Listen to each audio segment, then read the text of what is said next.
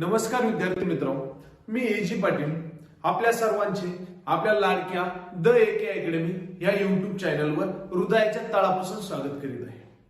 तर विद्यार्थी मित्रांनो, आज आपण पोलीस भरतीचा पेपर कसा असतो आणि या पोलीस भरती सराव पेपरचं पोलीस भरती फर्स्ट सराव पेपरचं स्पष्टीकरण आज तुमच्या समोर घेऊन आलो आहोत। तर विद्यार्थी मित्रांनो, सगळ्यात महत्त्वाचं सांगायचं म्हटलं तर आपल्याला माहित पाहिजे पोलीस भरतीचा 50 मार्काचा फिजिकल झाल्यानंतर पोलीस भरतीचा पेपर हा 100 मार्काचा असतो। 100 मार्काचा पेपर असतो आणि त्या 100 मार्काच्या पेपरमध्ये तुम्हाला जीके म्हणजे सामान्य ज्ञान, त्याच्यानंतरला मराठी ग्रामर, त्याच्यानंतरला गणित आणि त्याच्यानंतरला बुद्धिमत्ता, हे 4 टॉपिक असतात। मग जीकेचे 25 क्वेश्चन 25 मार्काला, गणिताचे 25 क्वेश्चन 25 मार्काला, बुद्धिमत्ताचे 25 क्वेश्चन 25 मार्काला आणि मराठीचे 25 क्वेश्चन 25 मार्काला। अशा पद्धतीने आपला जो पेपर असतो आणि हा पेपर सोडवण्यासाठी आपल्याला 90 मिनिटं असतात मित्र। मग बघूया आपण काल झालेल्या आमच्या द एके अकॅडमी श्रीरामपूर येथे काल झालेला जो आपला सराव पेपर होता त्या सराव पेपरचं स्पष्टीकरण आज आपण घेऊन आलो आहोत। तर विद्यार्थी मित्रांनो, बघूया पहिला क्वेश्चन कोणता होता की धर्मतरची खाडीपैकी कोणत्या जिल्ह्यामध्ये आहे? तर आपल्या सर्वांना माहिती आहे काय, कोकणाच्या नद्या सह्याद्री पर्वतात उगम पावून कोकणाकडे ज्या नद्या वाहतात, सह्याद्री पर्वतात उगम पावून कोकणाकडे ज्या नद्या वाहतात, पाहियो सह्याद्री पर्वत आहे, सह्याद्री पर्वतात उगम पावून सह्याद्री पर्वताची संपूर्ण व्हिडिओ आपण युट्यूब चॅनलला अपलोड केलेली आहे, ती सुद्धा पाहून घ्या।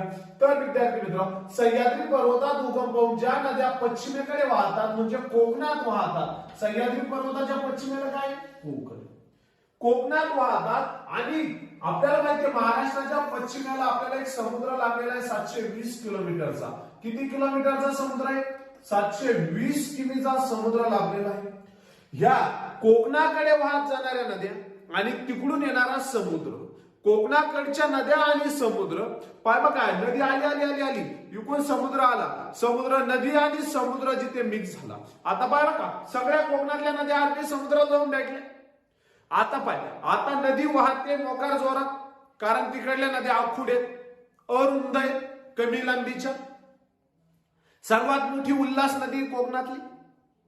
तर विद्यार्थी मित्रांनो, तिकून ज्या नद्या वाहत येतात आणि इकून समुद्राला भरती लाट आली, समुद्राला लाट आली, नदी वाहते, समुद्राला लाट आली आणि पाय नदी पण खळखळा वाहते, समुद्राला पण जोरशी लाट आली आणि समुद्राचं पाणी पाय बघा समुद्राला लाट आल्यानंतर इकून नदी वाहत येते, बरोबर आहे का नाही? इकून नदी वाहत येते, अखंड असं इकडं समुद्र आहे, हे समुद्राला लाट आल्यानंतर अशा पद्धतीने समुद्राला आपल्याला लाट येते आणि समुद्राला लाट आल्यानंतर समुद्राचं पाणी नदीच्या पात्रात जिथपर्यंत आतमध्ये घुसतं, समुद्राला लाट आल्यानंतर समुद्राचं पाणी नदीच्या पात्रात जिथपर्यंत आत घुसते, नदीच्या पात्रात जिथपर्यंत समुद्राचं पाणी प्रवेश करते, कोणा नदीच्या पात्रामध्ये, ते आता नदीचं पाणी गोड, समुद्राचं पाणी खारं, हे पाणी मिक्स होतं आणि त्याला म्हटलं जातं खाडी। त्याला काय म्हणतं? खाडी म्हटलं जातं। आणि ह्याच खाडीवर आपल्याला काय येतं क्वेश्चन आहे काय, धर्मतरची खाडी। पाय बघा धर्मतरची खाडीपैकी कोणत्या जिल्ह्यात आहे? आपल्याला माहित पाहिजे धर्मतरची खाडी रायगड जिल्ह्यामध्ये। तर विद्यार्थी मित्रांनो, खाड्यांचं सांगायचं म्हटलं तर आपल्या सर्व खाड्या पाठ असल्या पाहिजे। तुम्ही पीएसआय एसटीआयचा अभ्यास करा, पोलीस भरती सरळ सेवा इतर स्पर्धा परीक्षांचा अभ्यास करा, कोकणावर 1 ते 2 क्वेश्चन हमखास आपल्याला पडतात।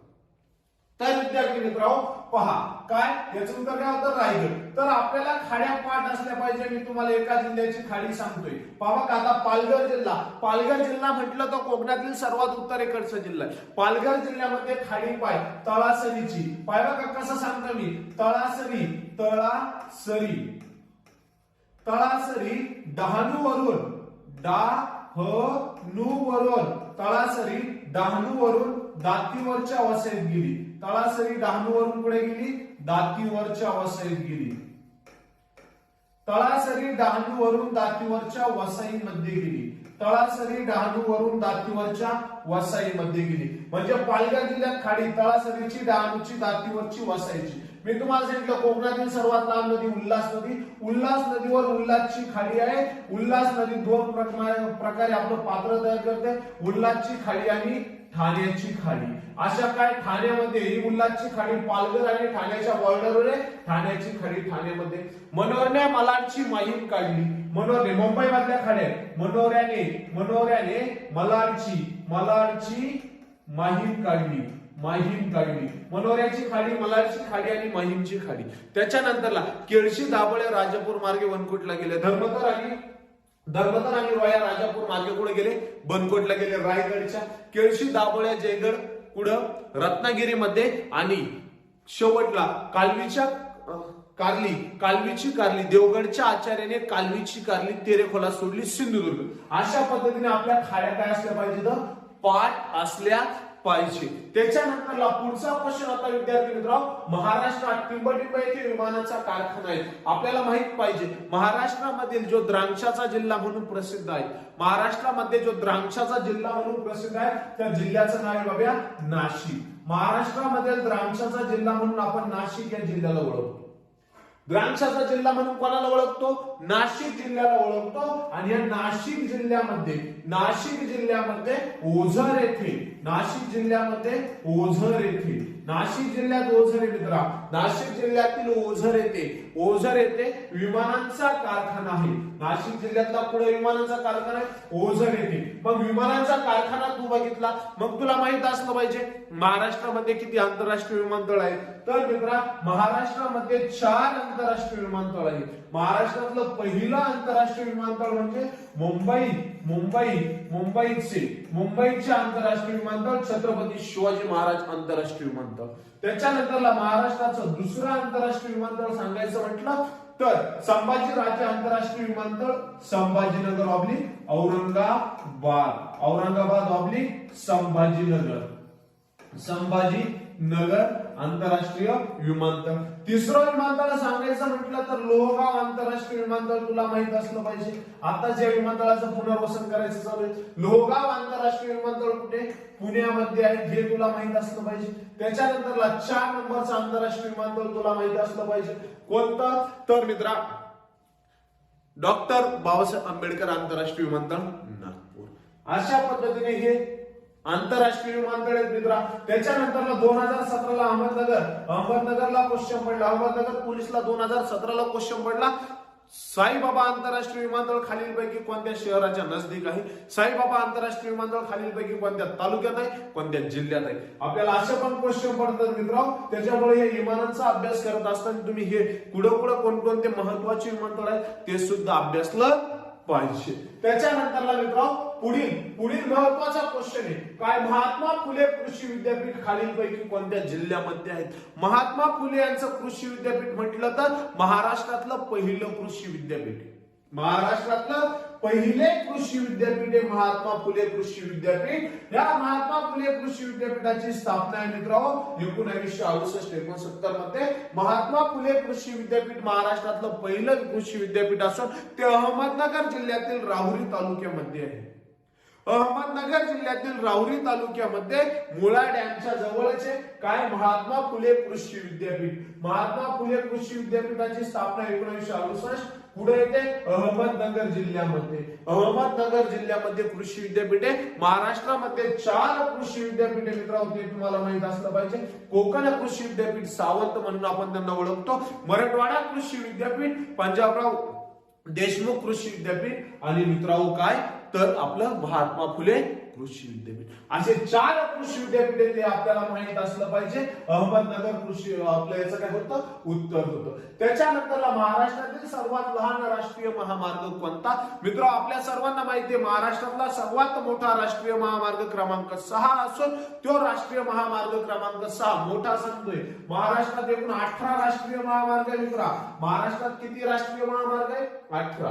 महाराष्ट्रामध्ये 18 राष्ट्रीय महामार्ग आहेत. या 18 राष्ट्रीय महामार्गापैकी महाराष्ट्रातला सर्वात मोठा नॅशनल हायवे महाराष्ट्रातला सर्वात मोठा राष्ट्रीय महामार्ग 6 आहे.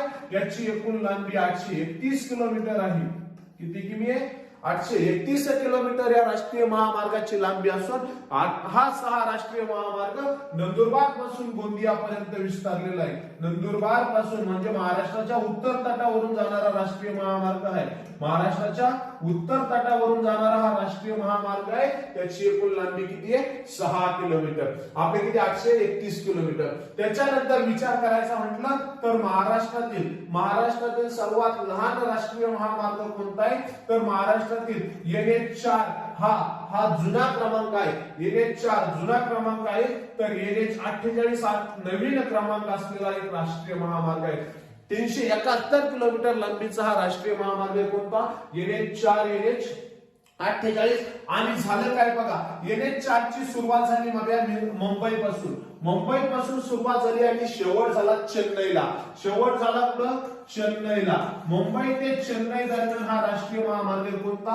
NH4. पाहिलं का? मुंबई ते चेन्नई दरम्यान हा राष्ट्रीय महामार्ग आहे. मुंबई आंतरराष्ट्रीय बंदर महाराष्ट्रातील नव्हे तर भारतातील सर्वाधिक मोठा आंतरराष्ट्रीय बंदर आहे. आणि हा 48 जो महामार्ग आहे, नवीन क्रमांक 48, जुना क्रमांक 4, हा राष्ट्रीय महामार्ग भारतातील सर्वाधिक वाहतुकीचा राष्ट्रीय महामार्ग म्हणून घोषित केलेला आहे.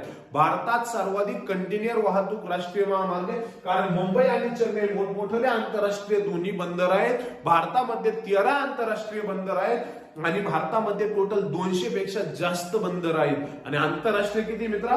13. त्यापैकी महाराष्ट्रामध्ये 2 आंतरराष्ट्रीय बंदर आहेत. त्यातलं पहिलं आंतरराष्ट्रीय बंदर म्हणजे मुंबई आणि त्याच्यानंतरला 1989 मध्ये दुसऱ्या आंतरराष्ट्रीय बंदराची स्थापना केली. ते दुसरा आंतरराष्ट्रीय बंदर म्हणजे JNPT, पंडित जवाहरलाल नेहरू आंतरराष्ट्रीय बंदर. पुढे ते पण मुंबईमध्येच. आता झालं काय मित्रांनो? पहा, मुंबईमध्ये आंतरराष्ट्रीय बंदराची स्थापना झाली 1989 ला. आता हे आंतरराष्ट्रीय बंदरापासून पाहिजे आता इथं माल आला जहाजाने, तिथं तो ठेवला गेला. परंतु हा माल चेन्नईला न्यायचा, आपल्याला चेन्नईला न्यायचा. मग इकडे रस्ता आहे का जायला? रस्ता आहे का इथे या ठिकाणी? नाही. या ठिकाणी मग आता रस्ता तयार करायचा म्हणे. पाय बघा काय, मुंबई आंतरराष्ट्रीय JNPT आंतरराष्ट्रीय बंदर होतं, तिथून तर राष्ट्रीय महामार्ग 4 ला जोडण्यासाठी रस्ता तयार करायचा. आणि त्यांनी पहिला रस्ता तयार केला मित्रांनो, पाय JNPT ते कळंबोली ते पळसपे. अशा पद्धतीने रस्ता तयार केला मित्रांनो. पाहाय बघा, अशा पद्धतीने 2 रस्ते तयार केले. पहिल्या रस्त्याला नाव दिलं 48 क्रमांक A, नवीन क्रमांक, आणि जुना क्रमांक 4A. आणि दुसऱ्या रस्त्याला 2 रस्ते म्हणजे इथपर्यंत भाग 1 आणि इथून दुसरा भाग, असे 2 भाग तयार केले. आणि या दुसऱ्या भागाला नाव दिलं काय? 48, नवीन क्रमांक हा 48B आणि जुना क्रमांक 4B. आता 48A किंवा 4A जो काय नावाशिवाय ते पळसपे आणि पळसपे ते कळंबोली, हा 48A जो आहे तो आहे 20 किमीचा. किती किमीचा आहे? जवळपास 20 किलोमीटर राष्ट्रीय महामार्ग ठरला. आणि हा 48B 4B महाराष्ट्रात फक्त 7 किमीचा राष्ट्रीय महामार्ग ठरला. किती किमीचा महामार्ग ठरला? 7 किमीचा. पळसपे ते कळंबोली. अशा पद्धतीने 7 किमीचा राष्ट्रीय महामार्ग आहे. आणि हाच 7 किमीचा 48B किंवा 4B हा महाराष्ट्रातील सर्वात लहान राष्ट्रीय महामार्ग आहे. महाराष्ट्रातील काय तो सर्वात लहान राष्ट्रीय महामार्ग आहे. 4चं सांगायचं म्हटलं तर हा राष्ट्रीय महामार्ग मुंबई शहरापासून सुरू होतो. मुंबई उपनगर, ठाणे, पुणे, खाली सातारा, सोलापूर, कोल्हापूर, डायरेक्ट पुढे गेला कर्नाटकात गेला, डायरेक्ट पुढे चेन्नई पर्यंत 371 किलोमीटर लांबीचा असा भारतात तो काय करतो? प्रवेश करतो. ओके. त्याच्यानंतर मित्रांनो, महाराष्ट्रातील आपल्या भारताचा सर्वात महत्वाचा भारताच्या भूगोलचा क्वेश्चन आहे. तर विद्यार्थी मित्रांनो, तुम्ही पोलीस भरतीची तयारी करा, MPSC ची करा किंवा तलाठ्याची करा किंवा सरळ सेवेची कोणती स्पर्धा परीक्षेची तयारी करा, त्यामध्ये तुम्हाला तोंडपाठ असले पाहिजे ते घटक म्हणजे कोणते? तोंडपाठ असले पाहिजे ते घटक म्हणजे कोणते? तर बघा, 1 नंबरला तुला प्रत्येक राज्याची राजधानी पाठ असली पाहिजे. कॅपिटल, प्रत्येक राज्याची राजधानी पाठ असली पाहिजे. तुला प्रत्येक राज्याचं नृत्य पाठ असलं पाहिजे. तुला प्रत्येक राज्याची स्थापना पाठ असली पाहिजे. तुला प्रत्येक राज्याचे राज्यपाल पाठ असले पाहिजे. त्याच्यानंतरला सांगायचं म्हटलं तर तुला प्रत्येक राज्याचे CM मुख्यमंत्री हे तोंडपाठ असले पाहिजे. प्रत्येक राज्याचे प्रमुख काय? राज्य प्रमुख फूल, राज्य प्रमुख फुलपाखरू, राज्य प्रमुख वृक्ष, हे सुद्धा तुहा तोंडपाठ असलं पाहिजे. इथं आपल्याला हमखास 1 ते 2 मार्क देऊन जातं आणि हे तू पाठ केलंच पाहिजे. तर विद्यार्थी मित्रांनो, हा क्वेश्चन काय होता, झारखंड राज्याची राजधानी कोणती. तर आपल्याला माहिती आहे ज्या ठिकाणाला आपण खनिजांची चिडिया म्हणून ओळखतो तो काय, छोटा नागपूर पठार. पाहिला का क्वेश्चन पण पडलाय पोलीस भरतीला, छोटा नागपूर पठार खालीलपैकी कोणत्या राज्यात आहे. तर छोटा नागपूर पठार हा झारखंड राज्यामध्ये आहे. छोटा नागपूर पठार कुठे, पोट्ट्याने उत्तर दिलं. पोट्ट्याने उत्तर काय दिलं, महाराष्ट्रामध्ये विदर्भात आहे. काहींनी उत्तर दिलं विदर्भात. पाय बघा काय, छोटा नागपूर पठार खालीलपैकी कोणत्या राज्यात आहे. पहिलं ऑप्शन महाराष्ट्र, पहिलं ऑप्शन काय होतं, महाराष्ट्र. दुसरं ऑप्शन होतं मित्रांनो विदर्भ. विदर्भ मला वाटतं आरोग्य भरतीचा क्वेश्चन हा. तिसरं ऑप्शन होतं मित्रांनो झारखंड आणि चौथं ऑप्शन मला वाटतं कर्नाटक. असा क्वेश्चन पडला, पोट्ट्याने उत्तर दिलं विदर्भ. असा उलटा करू मारला पाहिजे. छोटा नागपूर पठार झारखंड मध्ये, विदर्भामध्ये नागपुरे. नागपुरे विदर्भामध्ये काय, नागपुरे. छोटा नागपूर पठार कुठे, झारखंड मध्ये. ओके. तर मित्रांनो, या झारखंड राज्याची जी राजधानी ते आपण रांची म्हणून ओळखतो. रांची झारखंड राज्याची राजधानी आहे. महाराष्ट्राची राजधानी मुंबई आहे. आर्मीचा हा क्वेश्चन आहे, बीड रॅलीचा मला वाटतं. त्याच्यानंतरला आपल्या छत्तीसगड राज्याच्या जवळ आहे, त्या छत्तीसगडची राजधानी आहे रायपूर आणि राजस्थानची राजधानी आहे जयपूर. राजस्थानची जयपूर राजधानीला आपण गुलाबी शहर म्हणून सुद्धा ओळखतो. कर्नाटकची बेंगलोर, मध्य प्रदेशाची भोपाळ, तमिळनाडूची चेन्नई, पश्चिम बंगालची कलकत्ता. अशा राजधान्या तुमच्या तोंडपाठ असल्या पाहिजे मित्रांनो. आता त्याच्यानंतर सांगायचं म्हटलं तर सर्वात महत्वाची बाब विद्यार्थी मित्रांनो काय, तर आपण आपल्या द एके अकॅडमी या ऍपवर पाहाय बघा, प्ले स्टोअरला जायचं मित्रांनो. प्ले स्टोअरला गेल्यानंतर द एके अकॅडमी, द एके अकॅडमी नाव टाकायचं मित्रा. काय, द एके अकॅडमी, ACADEM. द एके अकॅडमी नाव टाकायचं आणि ह्या द एके अकॅडमी ह्या आपल्या ऍप वरती आपण पोलीस भरतीची तयारी करणाऱ्या खास माझ्या लाडक्या विद्यार्थ्यांसाठी, पोलीस भरतीची तयारी करणाऱ्या माझ्या लाडक्या विद्यार्थ्यांसाठी आपण द एके अकॅडमी, पाहिलं का नाव काय टाकायचं, द एके अकॅडमी, ACADEMAY अकॅडमी हे नाव टाकल्यानंतर, द एके अकॅडमी नाव टाकल्यानंतर तुम्हाला प्ले स्टोअर वरती तुम्हाला आपली ऍप येणार. ऍप वर तुमचा आपला हा लोगो असणार. कोणता, द एके अकॅडमीचा हा लोगो आपल्या ऍप वर असणार. ती ऍप डाउनलोड करायची आणि त्या ऍप वर आपण 15 सराव पेपर, पाहिजे का, ऍप मध्येच तुला सराव पेपर भेटणार. 15 सराव पेपर तिथे तो सोडवायचा, टाइम लावून असणार. तू जेव्हा ओपन करशील ती सराव पेपर, एक सराव पेपर समजा तू ओपन केली, सराव पेपर ओपन केली तर ती तुला 90 मिनिटं चालणार, म्हणजे टाइम लावून असणार. सराव पेपर तुझा कसा असणार, टाइम लावून असणार.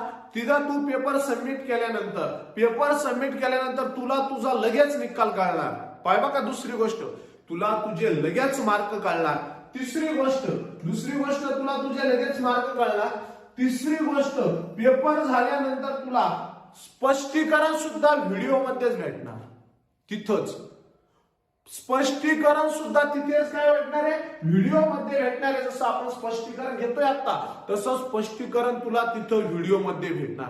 आणि चौथी गोष्ट म्हणजे तुला ह्या पेपरची PDF सुद्धा डाउनलोड करता येणार. तुला पेपरची PDF सुद्धा डाउनलोड करता येणार. आणि मित्रा, सगळ्यात महत्वाचं सांगायचं म्हटलं तर 1 नव्हे, 2 नव्हे, 3 नव्हे, असे आपल्याला 15 सराव पेपर तिथे उपलब्ध होणार आहे. किती, 15 सराव पेपर तिथे उपलब्ध होणार आहे. आणि विद्यार्थी मित्रांनो, हे पेपर तुम्हाला तुमच्या ध्येयापर्यंत पोहोचवण्यासाठी 100% मदत करतील, ही आपली खात्री मित्रांनो.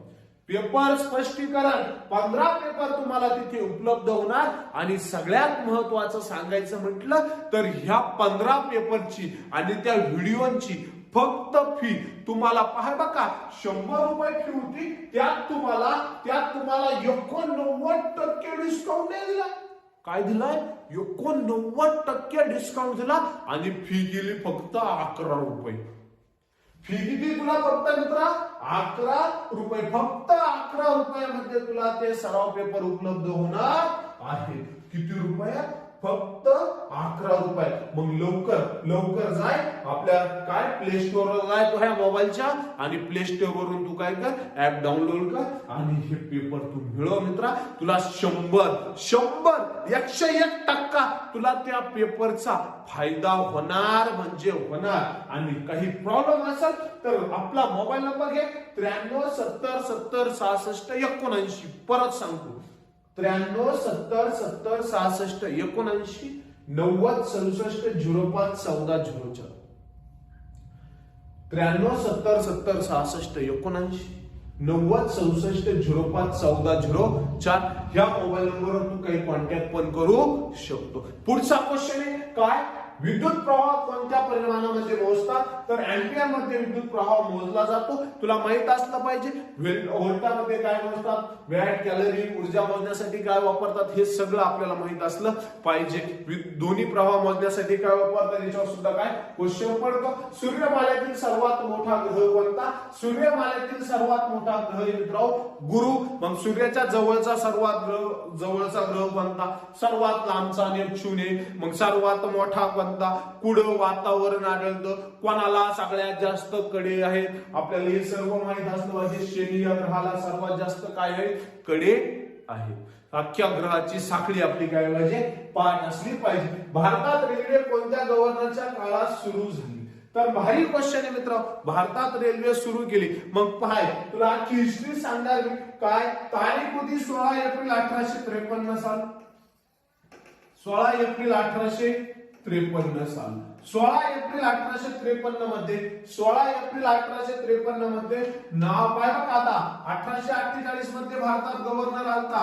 1848 ला भारतात जो भारतीय गव्हर्नर होता त्याचं नाव होतं डल होता पण लय हौशी होता भाऊआ. डल होता पण काय होता? लय हौशी होता. म्हणजे या डल हौशीच्या काळात तो आहे शिक्षणाचा उडता खलिता आलाय. त्याला म्हणतात उडचा खलिता. असा उडत नव्हता आला बाब्या. उड हे तिथले शिक्षण अधिकारी होते ते भारतामध्ये आले होते आणि म्हणून त्यांना उडचा खलिता म्हणून ओळखलं गेलं. 1854 साली तो खलिता आलता मित्रा. आणि उडच्या खलित्यातच सांगितलं गेलं की भारतामध्ये विद्यापीठांची स्थापना करा. काय करा? विद्यापीठांची स्थापना करा. तर विद्यार्थी मित्रांनो 16 एप्रिल 1853 मध्ये काय झालं पहाय भारतामध्ये 3 इंजिन आणले बाबा. 3 इंजिन आणले. पहिल्या इंजिनचं नाव होतं सिंधू. पहिल्या इंजिनचं नाव काय होतं? सिंधू. दुसऱ्या इंजिनचं नाव होतं साहेब.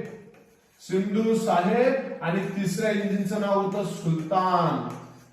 सिंधू साहेब आणि सुलतान. पाय बघा 3 इंजिन आणले. सिंधू साहेब आणि सुलतान. 16 एप्रिल 1853 ला. आणि बघा रेल्वेचा ट्रॅक टाकला. पाय बघा पोरबंदर किंवा ठाणे ते मुंबई. आपलं काय पोरबंदर काय मुंबई होतो आपण. ठाणे ते मुंबई. बघा पाय बघा मुंबईवरून रेल्वे सुटली होती. थोडं उलट झालं तर मुंबई ते ठाणे करून घेऊ वाटलं असतं. म्हणजे तुलाही लोट नको मलाही नको. काय बघा हे पहिलं ठिकाण कोणतं? मुंबई पोरबंदर. मुंबई पोरबंदर मुंबई. दुसरं ठिकाण कोणतं मित्रा? ठाणे. मुंबई ते ठाणे. पाय बघा 3 इंजिन जेव्हा लावले त्या रेल्वेला बघूया. पाय बघा 3 इंजिन त्या रेल्वेला लावले भाऊआ. अशा पद्धतीने तू ही रेल्वे या रेल्वेला बघा किती इंजिन लावले? 3. सिंधू साहेब आणि सुलतान. रेल्वेला 3 इंजिन लावले आणि बाबा त्या रेल्वेमध्ये 1 नव्हे 2 नव्हे 3 नव्हे 14 डबे होते बाबा. किती डबे होते मित्रा? 14 डबे होते. आणि या 14 डब्यामध्ये 400 लोक बसले बाबा. किती लोक बसले? 400. इंजिन 3 साहेब सिंधू आणि सुलतान. पब्लिक घातली 400. डबे होते 14. अंतर होतं 34 किमी 21 मैल.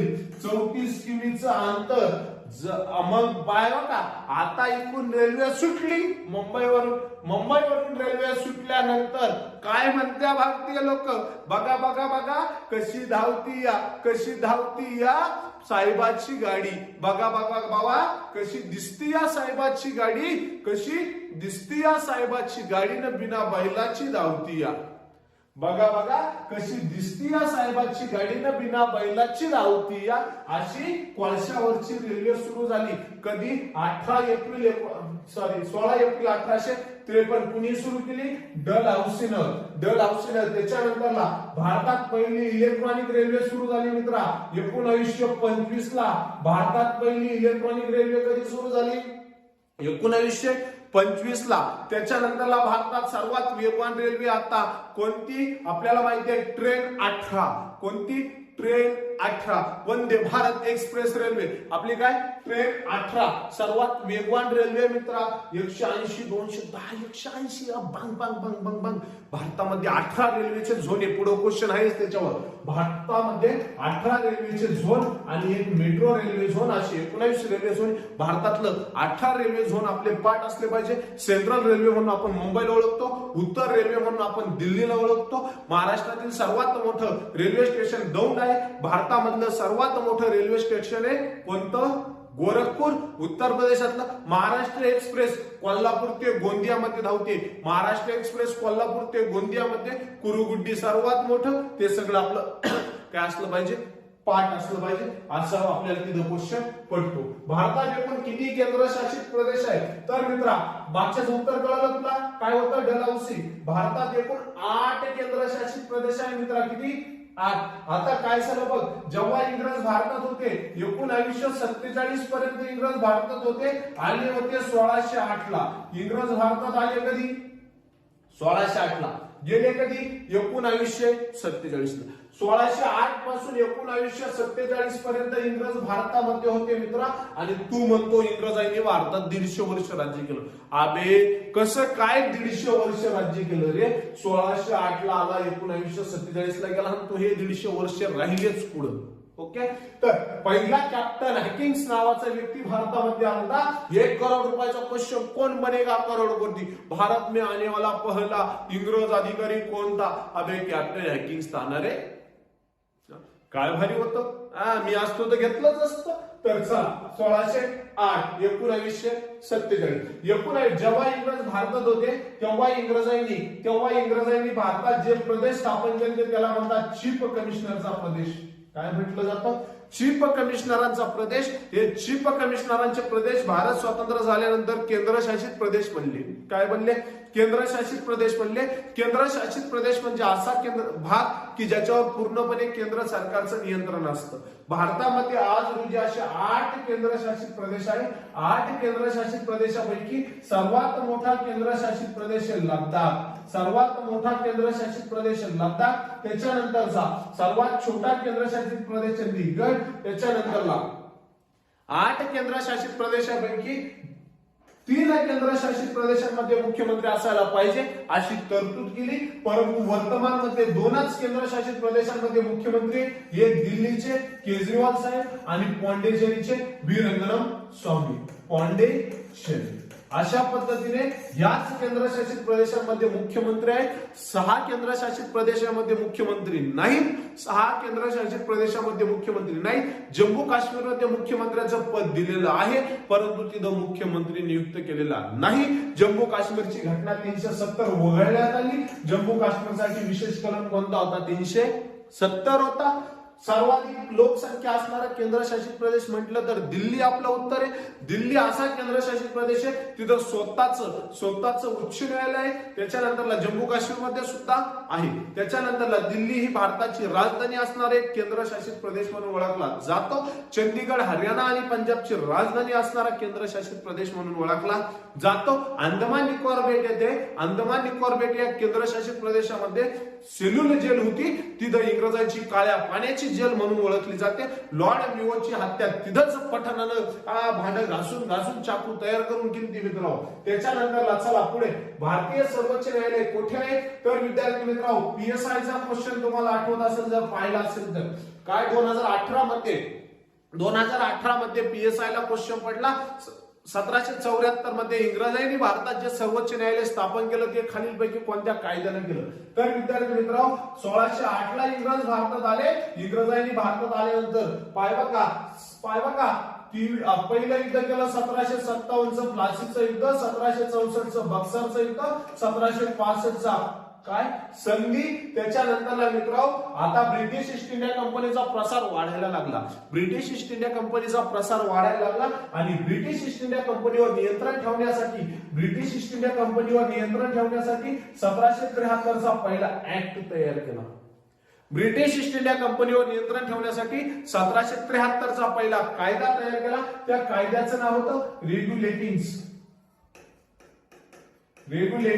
ऍक्ट. काय नाव होतं? रेग्युलेटिंग्स ऍक्ट. असा कायदा तयार केला 1773 ला. या 1773च्या कायद्यानुसार 1774 मध्ये पाय बघा 1774 मध्ये वॉरन हेस्टिंग नावाच्या गव्हर्नरने काय नाव होतं? वॉरन हेस्टिंग्ज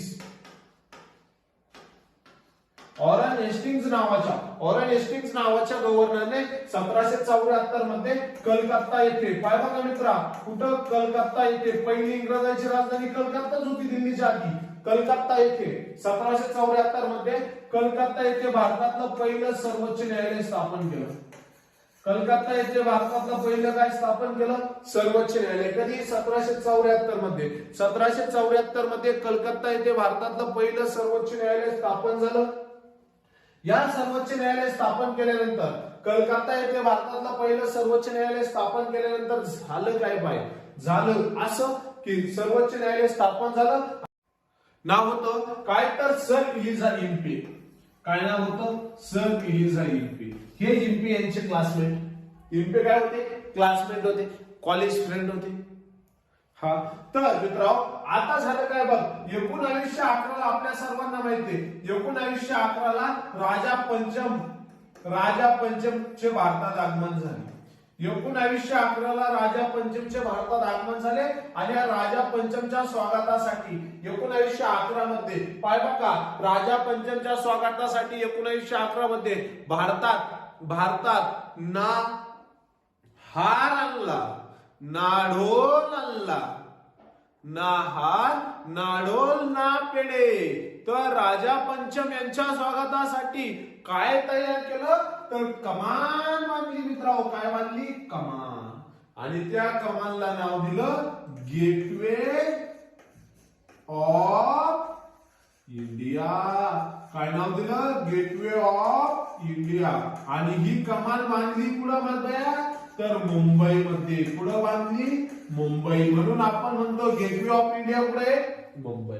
आणि जॉर्ज पंचमला नेलं कलकत्त्यात. नेलं कुठे? कलकत्त्यामध्ये. आणि जॉर्ज पंचमला कलकत्ता आवडला नाही ना भाऊ. जॉर्ज पंचमला कलकत्ता आवडलं नाही. रवींद्रनाथ टागोरांनी म्हटलं जनगण मन. जॉर्ज पंचमला कलकत्ता आवडलाच नाही.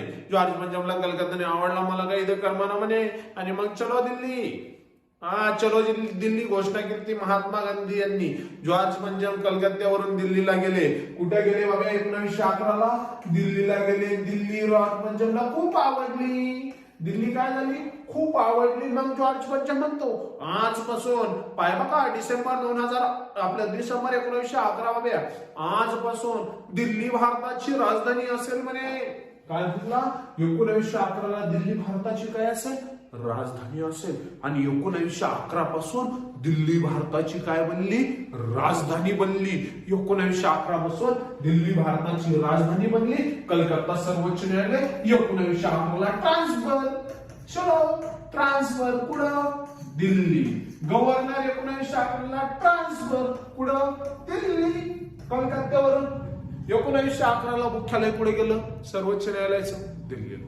1947 ला भारताला सोडून गेले. 28 जानेवारी 1950 ला फेडरल कोर्ट ऑफ इंडियाचे रूपांतर 1935च्या कायद्यानुसार सर्वोच्च न्यायालयाचं भारत सुशासन कायदा 1935 भारतीयांचं संरक्षण, भारतीयांना चांगलं बनवण्यासाठी, भारतीयांचा विकास करण्यासाठी इंग्रजांनी 1935चा कायदा तयार केला. 1935च्या कायद्यानुसार महिला निवडणुकीत भाग घेतील घोषणा करून टाकली डायरेक्ट. आणि मित्रा 1935च्या कायद्यानं सर्वोच्च न्यायालयाला फेडरल कोर्ट ऑफ इंडिया केलं. आणि पहा 28 जानेवारी 1950 ला फेडरल कोर्ट ऑफ इंडियाचे रूपांतर स्वतंत्र भारताचे सर्वोच्च न्यायालय म्हणून केलं. काय केलं? स्वतंत्र भारताचे सर्वोच्च न्यायालय म्हणून त्याचं काय केलं? रूपांतर केलं. सर्वोच्च न्यायालयाला आपण एक व्हिडिओ बनवणारच आहे मित्रांनो. स्वतंत्र भारताचे सर्वोच्च न्यायालय म्हणून काय केलं? रूपांतर केलं. आणि 28 जानेवारी 1935च्या कायद्यानुसार स्थापना झाली. कानिया नावाचे व्यक्ती पहिले सरन्यायाधीश ठरले. पाहिला का 50 साली सरन्यायाधीश ठरले. त्याच्यानंतरला सर्वोच्च न्यायालयात 8 न्यायाधीश असतील अशी घोषणा केली. आणि त्याच्यानंतर आज रोजी सर्वोच्च न्यायालयात जवळपास 33 अन्य न्यायाधीश, एक आपले मुख्य न्यायाधीश, त्यांना सरन्यायाधीश म्हणून आपण ओळखतो, असे 34 न्यायाधीश झाले. आणि तुमच्यासाठी क्वेश्चन मित्रांनो, तुमच्यासाठी very IMP question, direct very IMP. हा जर क्वेश्चन पोलीस भरतीला नाही आला यावर्षी तर आपण शिकवायचं सोडून देणार डायरेक्ट. तर मित्रा काय क्वेश्चन आहे बघ. तर क्वेश्चन असा आहे की वर्तमानमध्ये 50वे भारताचे सरन्यायाधीश कोण? 50वे भारताचे सरन्यायाधीश म्हणून कोणाची नियुक्ती केली? 100% क्वेश्चन पडणार आहे. तर मित्रा आज रोजी भारताच्या सर्वोच्च न्यायालयाचं मुख्यालय कुठे? दिल्लीला. कुठे मित्रा? दिल्लीला. व्हिडिओ आवडत असेल लाईक करा, कमेंट करा, शेअर करा. आणि सर्वात महत्वाचं सांगायचं म्हटलं तर बघा, आता तुमच्यासाठी खास माझ्या लाडक्या विद्यार्थ्यांसाठी आम्ही द एके अकॅडमी कडून अक्षय कुलकर्णी सर यांच्या मार्गदर्शनाखाली आपण एक कोर्स लॉन्च करत आहोत. तो म्हणजे पोलीस भरती रेकॉर्डेड कोर्स. फक्त पोलीस भरतीचा नव्हे तर तलाठ्याचा सुद्धा, PSI, STI, ESO चा सुद्धा आपण कोर्स काय करत आहोत? लॉन्च करत आहोत. ज्या विद्यार्थ्यांना बाहेर गावी जाऊन क्लास लावू शकत नाही, का बाहेर गावी जाऊन त्यांना पॉसिबल नाही, मोठमोठ्या शहरांमध्ये जाऊन क्लास करणं त्यांच्यासाठी पॉसिबल नसेल, अशा विद्यार्थ्यांसाठी आपण घरी बसूनच आपण त्यांना शिकवणार आहे. आणि ते पण पाहिलं का मित्रा? मग तू म्हणशील मग घरी बसून सर शिकवणार आहे आणि मग सर दुपारी 2 वाजता शिकवणार आहे, मग मी 2 वाजता असलोच पाहिजे, असं सुद्धा नाही. आपण ऍप तयार केली. प्ले स्टोअरला जाय, द एके अकॅडमी नाव टाक, आपली ऍप ओपन कर, इन्स्टॉल कर, तिथून ऍप इन्स्टॉल कर. आणि ह्या ऍप वरती आपण हा कोर्स लॉन्च करत आहोत. पहिला कोणता? पोलीस भरती स्पेशल रेकॉर्डेड बॅच हा कोर्स आपण लॉन्च करत आहोत. आणि विद्यार्थी मित्रांनो सांगायचं म्हटलं तर महाराष्ट्रातील सर्वात उत्कृष्ट असा हा कोर्स राहणार आहे. आणि सर्वात महत्वाचं म्हणजे 100% सिलेबस तिथे कव्हर होणार आहे. आणि विद्यार्थी मित्रांनो आपण स्वतः तयार केलेल्या नोट्स आपण तिथे देणार आहोत. नोट्स सुद्धा तिथे अपलोड करणार आहोत. 2019च्या विद्यार्थ्यांना खूप फायदा आपण करून दिला. तसाच विद्यार्थी मित्र आपण तिथे नोट्स सुद्धा काय करणार आहोत? अपलोड करणार आहोत. ज्या विद्यार्थी मित्रांना बाहेर गावी जाऊन क्लास लावू शकत नाही ते विद्यार्थी मित्र घरीच राहून आपला असा कोर्स खरेदी करू शकतात. आणि सांगायचं म्हटलं तर त्याच्यावर आपण 50% डिस्काउंट सुद्धा देणार आहोत. किती? 50% डिस्काउंट देणार. आणि तो कोर्स फक्त तुमच्यासाठी 2500 रुपयाला उपलब्ध केलेला आहे. किती? 2500 रुपयाला आपण हा कोर्स काय करत आहोत? उपलब्ध करून देत आहोत. फक्त किती? 2500 रुपयामध्ये हा कोर्स तुम्हाला उपलब्ध करून दिला जाईल. ज्या विद्यार्थ्यांना कोर्स खरेदी करायचा आहे त्यांनी काय नंबर घ्या, 9066051404, 9067051404 किंवा 9370706679 या नंबरवरती काय करा? कॉल करा. ओके. तर चला पुढला क्वेश्चन बघूया. महाराष्ट्रातील पहिला सहकारी साखर कारखाना कुठे सुरू करण्यात आला? तर विद्यार्थी मित्रांनो आपल्याला माहित असलं पाहिजे महाराष्ट्रातील पहिला सहकारी साखर कारखाना कोणता आहे? तर महाराष्ट्रातला पहिला सहकारी साखर कारखाना आहे अहमदनगरच्या प्रवरानगर येथे. अहमदनगर जिल्ह्यातील राहाता तालुक्यातील प्रवरा नगर येथे. प्रवरा कालव्याच्या काठावर महाराष्ट्रातील सर्वात मोठा कालवा प्रवरा. भारतातील सर्वात मोठा कालवा म्हणजे पाट. भारतातील सर्वात मोठा कालवा इंदिरा गांधी. तो कुठे राजस्थानमध्ये, महाराष्ट्रातील प्रवरनगर. तर झालं काय 1949 मध्ये 1949 मध्ये दोन व्यक्ती एकत्र आले. कधी 1949 मध्ये दोन व्यक्ती एकत्र आले. त्यांचं नाव मित्रांनो, त्यांचं नाव होतं एक पद्मश्री डॉक्टर विठ्ठलराव विखे पाटील आणि मित्रांनो दुसऱ्या व्यक्तीचं नाव होतं धनंजयराव गडगे. पद्मश्री डॉक्टर विठ्ठलराव विखे पाटील म्हणजे ग्रामीण भागातील लोकांचा विकास करण्यासाठी, ग्रामीण भागातल्या लोकांचा विकास करण्यासाठी एक नाव गाजलं जातं ते म्हणजे पद्मश्री विठ्ठलराव विखे पाटील. तर पद्मश्री विठ्ठलराव विखे पाटील आणि धनंजयराव गडगे हे दोन व्यक्ती एकत्र आले 1949 साली आणि ह्या दोघांनी मिळून सरकारची मदत घेऊन दोघांनी मिळून पहिला आशिया खंडातला पहिला सहकारी साखर कारखाना सुरू केला. आशिया खंडातला पहिला सहकारी साखर कारखाना सुरू केला कुठे? प्रवरानगर येथे, अहमदनगर जिल्ह्यात 1949 साली. कुणी? विठ्ठलराव विखे पाटील आणि धनंजयराव गडगे. मला वाटतं आरटीओ 2020 ला क्वेश्चन होता बघा. विठ्ठलराव विखे पाटील व टिंबटिंब यांनी मिळून पहिला आशिया खंडातला सहकारी साखर कारखाना सुरू केला. तर त्यांचं नाव होतं धनंजयराव गडगे. कोणत्या जिल्ह्यात? अहमदनगर जिल्ह्यात. सध्या भारतात सहकार मंत्री हे पद आलेलं आहे डिसेंबर 2021 मध्ये. डिसेंबर 2021 मध्ये सहकार मंत्री हे पद आलेलं आहे आणि भारताचे पहिले सहकार मंत्री तुम्हाला सर्वांना माहित असले पाहिजे. भारताचे जे आपले काय गृहमंत्री, सध्या भारताचे जे गृहमंत्री ज्यांची हवा पाहून सगळे शांत होऊन जातात ते म्हणजे अमित शहा. अमित शहा यांना भारताचं पहिलं सहकार मंत्री म्हणून घोषित केलं आणि अमित शहा भारताचे पहिले सहकार मंत्री झाल्यानंतर त्यांनी सर्वात प्रथम कोणत्या ठिकाणाला भेट दिली? प्रवरानगर या सहकारी साखर कारखान्याला भेट दिलेली आहे. तर मित्रांनो प्रवरानगर हा आशिया खंडातला पहिला सहकारी साखर कारखाना आहे. तर महाराष्ट्रातला पहिला साखर कारखाना आहे हरेगाव. महाराष्ट्रातला पहिला साखर कारखाना कोणता आहे? हरेगाव. त्यालाच बेलापूर म्हणून सुद्धा काय केलं जातं? ओळखलं जातं. 1979 याची काय स्थापना तो सुद्धा पुढे अहमदनगर जिल्ह्यातील श्रामपूर तालुक्यामध्ये. जेव्हा प्रवरानगर या सहकारी साखर कारखान्याची स्थापना झाली तेव्हा तो श्रामपूर तालुक्यामध्ये होता. आता तो राहाता तालुक्यामध्ये आहे. आता कुठे? राहाता तालुक्यामध्ये आहे. त्याच्यानंतर पुढचा क्वेश्चन आहे कोणत्या महसूल विभागात जास्त जिल्हे आहेत? आता महसूल विभाग म्हणजे काय ते आपलं माहित असलं पाहिजे. महसूल विभाग म्हणजे परिक्षेत्र त्यालाच म्हणतो आपण. महसूल विभागालाच आपण म्हणतो काय? प्रशासकीय विभाग. तर आपल्या सर्वांना माहित असलं पाहिजे महाराष्ट्रामध्ये एकूण प्रशासकीय विभाग किती? 6. महाराष्ट्रातला पहिला प्रशासकीय विभाग आहे संभाजीनगर. औरंगाबाद. संभाजीनगर महाराष्ट्रातला पहिला प्रशासकीय विभाग आहे. महाराष्ट्रातला दुसरा प्रशासकीय विभाग आहे कोणता? तो सुद्धा आपल्याला माहित असला पाहिजे. महाराष्ट्रातला 2 नंबरचा प्रशासकीय विभाग नाशिक. महाराष्ट्रातला 3 नंबरचा प्रशासकीय विभाग कोणता आहे ते तुला माहित असला पाहिजे पुणे. महाराष्ट्रातला 4 नंबरचा प्रशासकीय विभाग नागपूर. क्षेत्रफळानुसार सांगतोय मित्रा नागपूर. महाराष्ट्रातला 5 नंबरचा प्रशासकीय विभाग आहे अमरावती. महाराष्ट्रातला 6 नंबरचा प्रशासकीय विभाग आहे काय? कोकण. 30,728. कोकण. 64,813. 57,492. 57,254. आपल्या 54,264. नागपूर 31,377. 47,057 आणि 30,728. अशी यांची काय क्षेत्रफळ आहे. सर्वात मोठा प्रशासकीय विभाग संभाजीनगर. औरंगाबाद. सर्वात कमी क्षेत्रफळाने म्हणजे सर्वात छोटा प्रशासकीय विभाग आहे कोकण. सर्वाधिक तालुके असणारा प्रशासकीय विभाग कोणता? 64 तालुके. पुढे संभाजीनगर या आपले 76 तालुके. 64 नाही किती?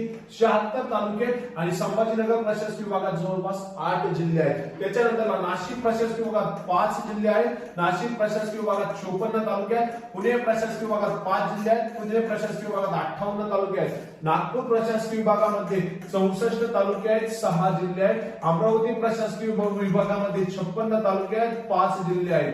किती? 5. त्याच्यानंतर कोकण प्रशासकीय विभागामध्ये 7 जिल्हे आहेत आणि कोकण प्रशासकीय विभागामध्ये 47,350 तालुके आहेत. असे महाराष्ट्रामध्ये प्रशासकीय विभाग आहे मित्रांनो. हे तुमचं पाठ असलं पाहिजे. महाराष्ट्रातला सर्वात मोठा प्रशासकीय विभाग जास्त तालुके, जास्त जिल्हे आणि जास्त क्षेत्रफळ आहे औरंगाबाद, संभाजीनगर. त्याच्यानंतर पुढचा क्वेश्चन आहे सोपा क्वेश्चन. मराठी भाषेतील पहिले वृत्तपत्र बाळशास्त्री जांभेकरांनी 1832 दर्पण आपल्याला माहित असलं पाहिजे. केसरी वृत्तपत्र कोणाचं होतं ते माहित असलं पाहिजे. मराठा वृत्तपत्र कोणाचं होतं ते सुद्धा आपल्याला काय असलं पाहिजे? माहित असलं पाहिजे. छोडो भारत आंदोलन कोणत्या वर्षी सुरू झालं? आपल्याला माहिती आहे 1942 ला. 1942 ला छोडो भारत आंदोलनाला काय झाली? महाराष्ट्रामधून सुरुवात झाली आणि अनेक व्यक्तींना तिथून काय झाल्या? अटक झाली. ते सुद्धा आपल्याला काय असलं पाहिजे? माहित असलं पाहिजे. तर विद्यार्थी मित्रांनो, महाराष्ट्रातील खालीलपैकी कोणत्या ठिकाणी दर 12 वर्षांनी कुंभमेळा भरतो? हा तर पोलीस भरतीचा व्हेरी आयएमपी क्वेश्चन आहे. महाराष्ट्रातील नाशिक जिल्ह्यात त्र्यंबकेश्वर येथे गोदावरी नदीचा उगम, नाशिक जिल्ह्यातील त्र्यंबकेश्वर येथे गोदावरी नदीचा उगम होतो. या ठिकाणी दर 12 वर्षाने काय भरतो? कुंभमेळा भरतो. दर 12 वर्षाने काय भरतोय? कुंभमेळा भरतोय. कोणत्या जिल्ह्यात? नाशिक जिल्ह्यामध्ये. ओके. तर विद्यार्थी मित्रांनो, पुढला लव जिहाद कायदा करणारा भारतातील पहिलं राज्य उत्तर प्रदेश. उत्तर प्रदेशचे मुख्यमंत्री योगी आदित्यनाथ. उत्तर प्रदेशचे मुख्यमंत्री योगी आदित्यनाथ. किसने कहा था मैं नहीं आऊंगा, मैं तो फिर से वापस आया? कोण? योगी आदित्यनाथ उत्तर प्रदेशचे मुख्यमंत्री. त्यांनी हिंदू मुलींना फसवून मुस्लिम मुलं काय करायचे? त्यांच्यासोबत हे करायचे. त्याच्यामुळे काय झालं? हा कायदा तयार करण्यात आलेला आहे. कोणता? उत्तर प्रदेश. सध्याचे रिझर्व्ह बँकेचे गव्हर्नर कोण आहेत?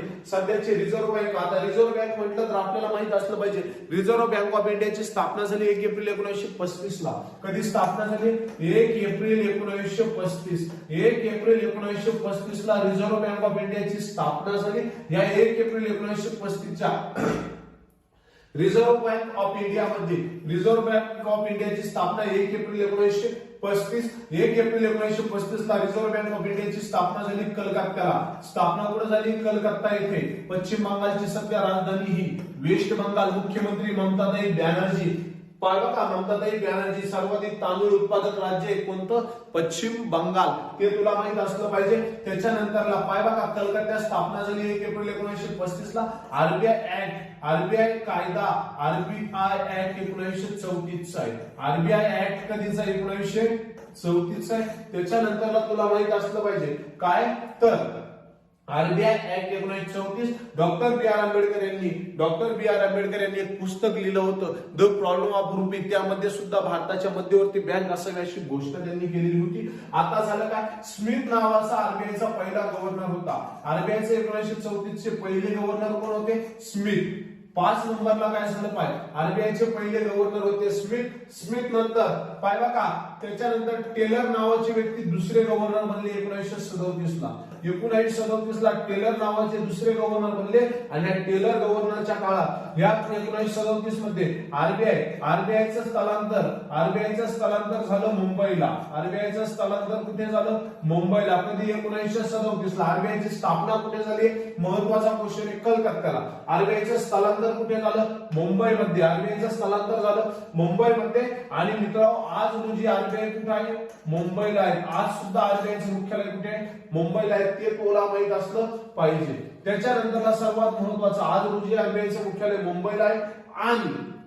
आणि मित्रा, आज रोजी शक्तिकांत दास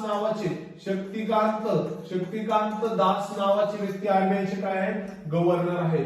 आणि मित्रा, सीडी देशमुख महत्वाचे व्यक्ती. सीडी देशमुख आरबीआयचे स्वतंत्र भारताचे पहिले आरबीआयचे गव्हर्नर आहे. 1942 पासून मला वाटतं 1948 पर्यंत त्यांचा कार्यकाळ होता. 15 ऑगस्ट 1947 ला भारताला स्वातंत्र्य भेटलं, तेव्हा सीडी देशमुख नावाचे व्यक्ती आरबीआयचे काय होते? गव्हर्नर होते. एवढे मुद्दे तुला आरबीआय मध्ये माहित असले पाहिजे.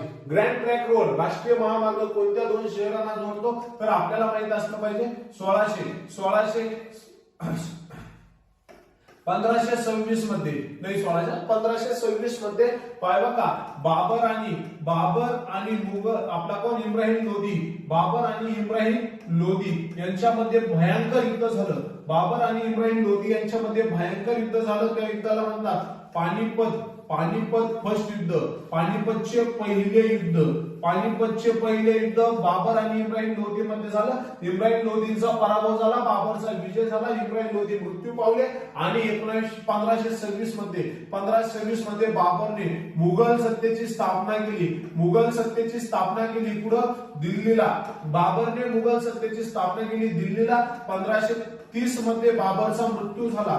1503 ला जन्म झालेले हुमायूं दुसरे मुघल बादशाह बनले.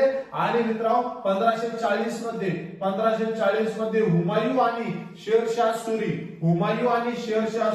बघा, हुमायूं आणि शेरशाह सूरी यांच्यात भयंकर युद्ध झालं. खतरनाक माणूस होता शेरशाह सूरी. हुमायूं आणि शेरशाह सुरी यांच्यात युद्ध झालं 1540 मध्ये. सांगायचं म्हटलं तर विद्यार्थी मित्र, आपण थोड्या दिवसात युट्यूबवर लाईव्ह इतिहासाचं लेक्चर घेऊन येणार आहोत आणि त्याच्यानंतर काही दिवसानंतर 10, 12, 15 लेक्चर तुम्हाला युट्यूबवर लाईव्ह भेटतील आणि त्याच्यानंतर आपल्या ऍप वरती फ्री मध्ये आपण इतिहासाचे लेक्चर देणार आहोत. काय एकदम फ्री मध्ये संपूर्ण इतिहासाचे आपण काय करणार आहोत, संपूर्ण सब्जेक्ट मोफत तुम्हाला देणार आहोत. ओके, तर शेरशाह सुरीने काय केलं बघा. शेरशाह सुरी यांनी हुमायूंचा पराभव केला आणि 1540 मध्ये सुरी साम्राज्याची स्थापना झाली. 1540 मध्ये सुरी साम्राज्याची स्थापना झाली आणि शेरशाह सुरीने काय केलं बघा, पटना या शहराची स्थापना केली. पटना या शहराचं जुनं नाव आहे पाटलीपुत्र. पटना हे बिहारची राजधानी पाटलीपुत्र पटनाचं जुनं नाव. आणि पटना हे शहर गंगा नदीच्या काठावर आहे. लय वेळेस क्वेश्चन विचारला मित्रांनो. पटना पुढे गंगा नदीच्या काठावर आहे. पटना येथे शेरशाह सुरीने काय केले, आपल्या पटना शहराची स्थापना केली आणि कलकत्ता सुद्धा शेरशाह सुरीच्या ताब्यात होता मित्रांनो. आता पाय बघा, कलकत्ता शेरशाह सुरीच्या ताब्यात होता. दिल्ली शेरशाह सुरीच्या ताब्यात आली. दिल्ली 1540 ला शेरशाह सुरीच्या ताब्यात आली. सुरी साम्राज्याचे संस्थापक. आता कलकत्त्यावरून दिल्लीला येण्यासाठी बिहार पटना मार्गी त्यांना काय असलं पाहिजे, रस्ता असला पाहिजे म्हणून असे शेरशाह सुरीने घोषणा केली. एक मार्ग चांगला असला पाहिजे म्हणून शेरशाह सुरीने घोषणा केली. आणि कलकत्ता ते दिल्ली या दरम्यान शेरशाह सुरीने काय केले, तर कलकत्ता ते दिल्ली या दरम्यान शेरशाह सुरीने काय केला, रस्ता तयार केला. कुठं, कलकत्ता ते दिल्ली. शेरशाह सुरीने जो रस्ता तयार केला त्या रस्त्याचं नाव होतं जीटी रोड. काय नाव होतं, जीटी, ग्रँड ट्रँक रोड. कोणता रस्ता तयार केला, जीटी रोड तयार केला. पुढे कलकत्ता ते दिल्ली या दरम्यान शेरशाह सुरीने जो रस्ता तयार केला त्या रस्त्याचं नाव काय, GT road, grand tank road. आता काय झालं पहा, दिल्ली ते पुढं तर आपल्या पंजाब काबूल पर्यंत, पुढं पंजाब अफगाणिस्तान नंतर काबूल पर्यंत इंग्रजांनी रस्ता तयार केला. काबूल अफगाणिस्तानची राजधानी, काबूल पर्यंत इंग्रजांनी रस्ता केला. पुढून कलकत्त्यापासून तर काबूल पर्यंत आता तो जीटी रोड पुढे केला. याच शेरशाह सुरीने भारतामध्ये रुपया चलन सुरू केलं. रुपया असा होता पहिला. त्याच्यानंतरला 2010 ला श्रीश कुमार नावाच्या व्यक्तीने हे रुपया चिन्ह आणलं. कोणतं, ते वालं. तर विद्यार्थी मित्रांनो, काबूल पर्यंत जो जीटी रोड झाला. आता झालं काय, आपल्याला माहिती आहे 1947 ला भारत स्वतंत्र झाला आणि कलकत्ता ते अमृतसर पर्यंत जो रस्ता आहे, त्याला नॅशनल हायवे क्रमांक 1 राष्ट्रीय महामार्ग म्हणून काय केलं जातं, ओळखलं जातं. उत्तरे कलकत्ता ते अमृतसर. जागतिक शहरे दिन म्हणून कोणत्या वर्षी साजरा केला जातो, 31 ऑक्टोबरला जागतिक शहरे दिन म्हणून साजरा करतो. 1 मे ला आपण जागतिक कामगार दिन म्हणून साजरा करतो. महाराष्ट्र दिन म्हणून साजरा करतो. 31 मे ला जागतिक तंबाखू दिन म्हणून साजरा करतो. भारतामध्ये जे महत्वाचे दिनमान आहेत, भारतामध्ये जे महत्वाचे राष्ट्रीय आणि आंतरराष्ट्रीय दिनमान आहेत त्यांना ते सुद्धा आपले काय असले पाहिजे, पाठ असले पाहिजे. त्याच्यानंतर विद्यार्थी मित्र पुढे क्वेश्चन आहे, मध्य रेल्वे विभागाचे मुख्यालय मगाशी मी तुम्हाला सांगितलं मुंबई, सेंट्रल रेल्वे म्हणून आपण मुंबईला ओळखतो, छत्रपती शिवाजी महाराज. ओके, त्याच्यानंतरला 18 रेल्वे झोन आहेत ते तुमच्या पाठ असले पाहिजे. एक मेट्रो रेल्वे झोन, अशी 19 रेल्वे झोन तुमचे काय असले पाहिजे मित्र, पाठ असले पाहिजे. चौधरी चरण सिंह आंतरराष्ट्रीय विमानतळ खालीलपैकी कोणत्या राज्यामध्ये आहे, उत्तर प्रदेश याचं उत्तर आहे. प्रत्येक राज्याचे महत्वाचे विमानतळ आंतरराष्ट्रीय आपले काय असले पाहिजे, पाठ असले पाहिजे. महाराष्ट्रामध्ये 4 आंतरराष्ट्रीय विमानतळ आहे ते मी तुम्हाला मगाशी सांगितले. त्याच्यानंतर नाथ संप्रदायाची कानिफनाथांची मळी येथील समाधी कोणत्या तालुक्यामध्ये आहे, पाथर्डीमध्ये आहे. हे क्वेश्चन आपल्याला 2017 अहमदनगर पोलीसचा आहे. अहमदनगर जिल्ह्यातील पाथर्डी तालुक्यामध्ये नाथ संप्रदायांची काय कानिफनाथ मळी आहे. त्याच्यानंतर पुढे राजमाता अहिल्याबाई यांचे मूळ गाव कोणते, चौंडी हे राजमाता अहिल्याबाई यांचे मूळ गाव आहे. तिथं त्यांनी काय आपल्याला माहिती आहे गणपतीचं मंदिर, तिथं त्यांनी जैनद्वार बसवलेलं आहे. हे सर्व आपल्याला ते काय वाचलं पाहिजे, पाठ असलं पाहिजे. हे सर्व आपण इतिहासाचं मी तुम्हाला डायरेक्ट काय करणार, लाईव्ह लेक्चर मोफत देणार, त्याच्यामुळे इतिहासात जास्त काय केलं नाही एक्सप्लेन करीत बसत नाही. पुस्तकाचे गाव म्हणून कोणत्या गावाला ओळखलं जातं? भिल्लार या गावाला पुस्तकाचे गाव म्हणून काय केलं जातं? ओळखलं जातं. महत्वाचे गाव असे आपले काय असले पाहिजे? पाठ असले पाहिजे. त्याच्यानंतर मानवी शरीरातील सर्वात मोठी ग्रंथी यकृत. मानवी शरीराची सर्वात मोठी ग्रंथी यकृत. मग त्यामध्ये तुला माहित असलं पाहिजे मानवी शरीरातील खालीलपैकी कोणत्या ठिकाणी पित्त तयार होतं? त्याच्यानंतर तुला माहित असलं पाहिजे मानवी शरीरातील सर्वात मोठं हाड फेमर हे कुठे आहे? मांडीमध्ये. सर्वात कमी छोटं हाड कुठे आहे? कानात आहे. टिप्स नावाचं हे शब्द तुला काय असलं पाहिजे? माहित असलं पाहिजे. त्याच्यानंतर लीप वर्ष. आता सुरू झालं गणित मित्रांनो. लीप वर्षामध्ये किती दिवस असतात? पहिलाच क्वेश्चन आहे गणिताचा. तर विद्यार्थी मित्रांनो भारतात आपल्यामध्ये किती 2 प्रकारचे वर्ष आपल्याकडे असतात. पहिलं वर्ष म्हणजे साधारण वर्ष.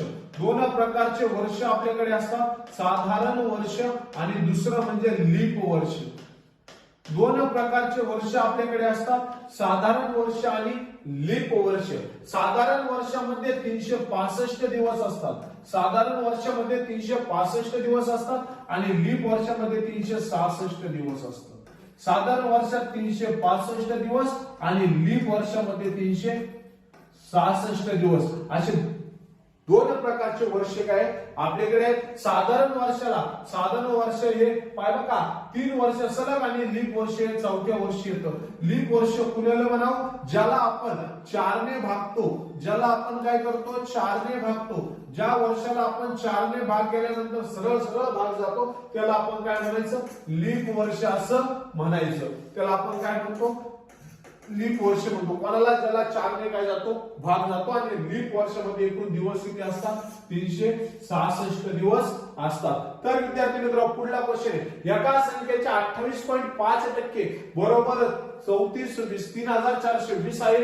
तर त्याच संख्येचे 82.5% म्हणजे किती? एकदम सोप्या भाषेत सांगतो तुम्हाला. पाय मित्रा 28.5% बरोबर किती आहे? 3420 आणि किती टक्क्याचं काढायचं? 82.5% बरोबर क्वेश्चन मार्क तिरकस गुणाकार. पाय काय करायचंय? आता बघ इथं दोन्ही पण पॉइंट आहेत. मग आता आपल्याला काय करायचंय बघ 82.5 गुणिले 3420 भागिले 28.5. आता बघ हा पॉइंट आणि खालचा पॉइंट आणि वरचा पॉइंट कट होणार कारण 2 पॉइंट आहे. म्हणजे इथं काय आलंय 285. मग पाय 285 825 5 ने भाग देऊ. 5 5 25 राहिले 7 5 35. तिकडे किती 82 5 1 5. तुम्हाला माहिती तुला 82 पण येणार नाही. 5 1 5 इकडे गेले 3 तिकडे काय 7 5 35 आपलं सॉरी 6 5 30 32 आहे ना 6 5 30 आणि राहिले किती 2 5 5 25 म्हणजे काय 565 गुणिले 3420 भागिले किती 57 57 1 57 57 सकल 343 राहिले 0 किती झाले 60 झाले. मग काय उरले बघ पाहिलं का 565 गुणिले किती 565 हे आणि इकडे किती आहे 60. याचा कार्यक्रम संपलाय. 565 गुणिले किती 60 किती शून्य आले 3 शून्य आले 14 शून्य 6 5 30 हातच्याला गेले 3 6 7 36 आणि 3 39 हातच्याला गेले किती 39 हातच्याला परत गेले 3 आपल्यासाठी इथे 1 येईल ना 6 1 6 म्हणजे इथे किती 1 आहे परत 6 1 6 म्हणजे इथे 1 होता बरोबर ना 5 1 5 ओके झालं 5 विद्युत मिळाले. ओके तर 6 1 6 1 9 म्हणजे किती आलं 9900 किती आलं 9900 परत काढून दाखवू वाटलं असतं 9900 चं उत्तर कसं येतं पहा 9900 पहा मित्रांनो 9900 कसं आलं आपल्याला काय दिले 28.5 बरोबर किती दिले 3420 3420 आणि कोणाची संख्या काढायला लावली 82.5 बरोबर क्वेश्चन मार्क. काय क्वेश्चन एका संख्येच्या 28.5 बरोबर 3420 आहे तर त्याच संख्येच्या परत सांगतो पाहिलं शिल्या एका संख्येच्या 28.5 बरोबर 28.5 बरोबर 3420 आहे तर त्याच संख्येच्या 82.5 बरोबर किती. आता 28.5 बरोबर किती आला तुला 3420 आणि 82.5 बरोबर किती आला क्वेश्चन मार्क. 82.5 बरोबर काय आला क्वेश्चन मार्क. आता काय करायचं त्यांचा तिरकस गुणाकार करायचा. मग पाय 82.5 गुणिले 3420 गुणाकारात काय गेलं 3420 आणि भागाकारात आलं 28.5 भागाकारात किती आलं 28 पॉईंट. आता वरती पॉईंट आहे खाली पॉईंट आहे म्हणून दोन्ही पॉईंट काय झाले रद्द झाले.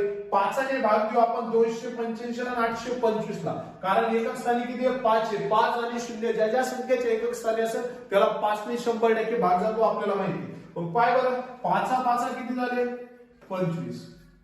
28 मधून 25 गेले 3 उरले वरचे 5 किती झाले 35.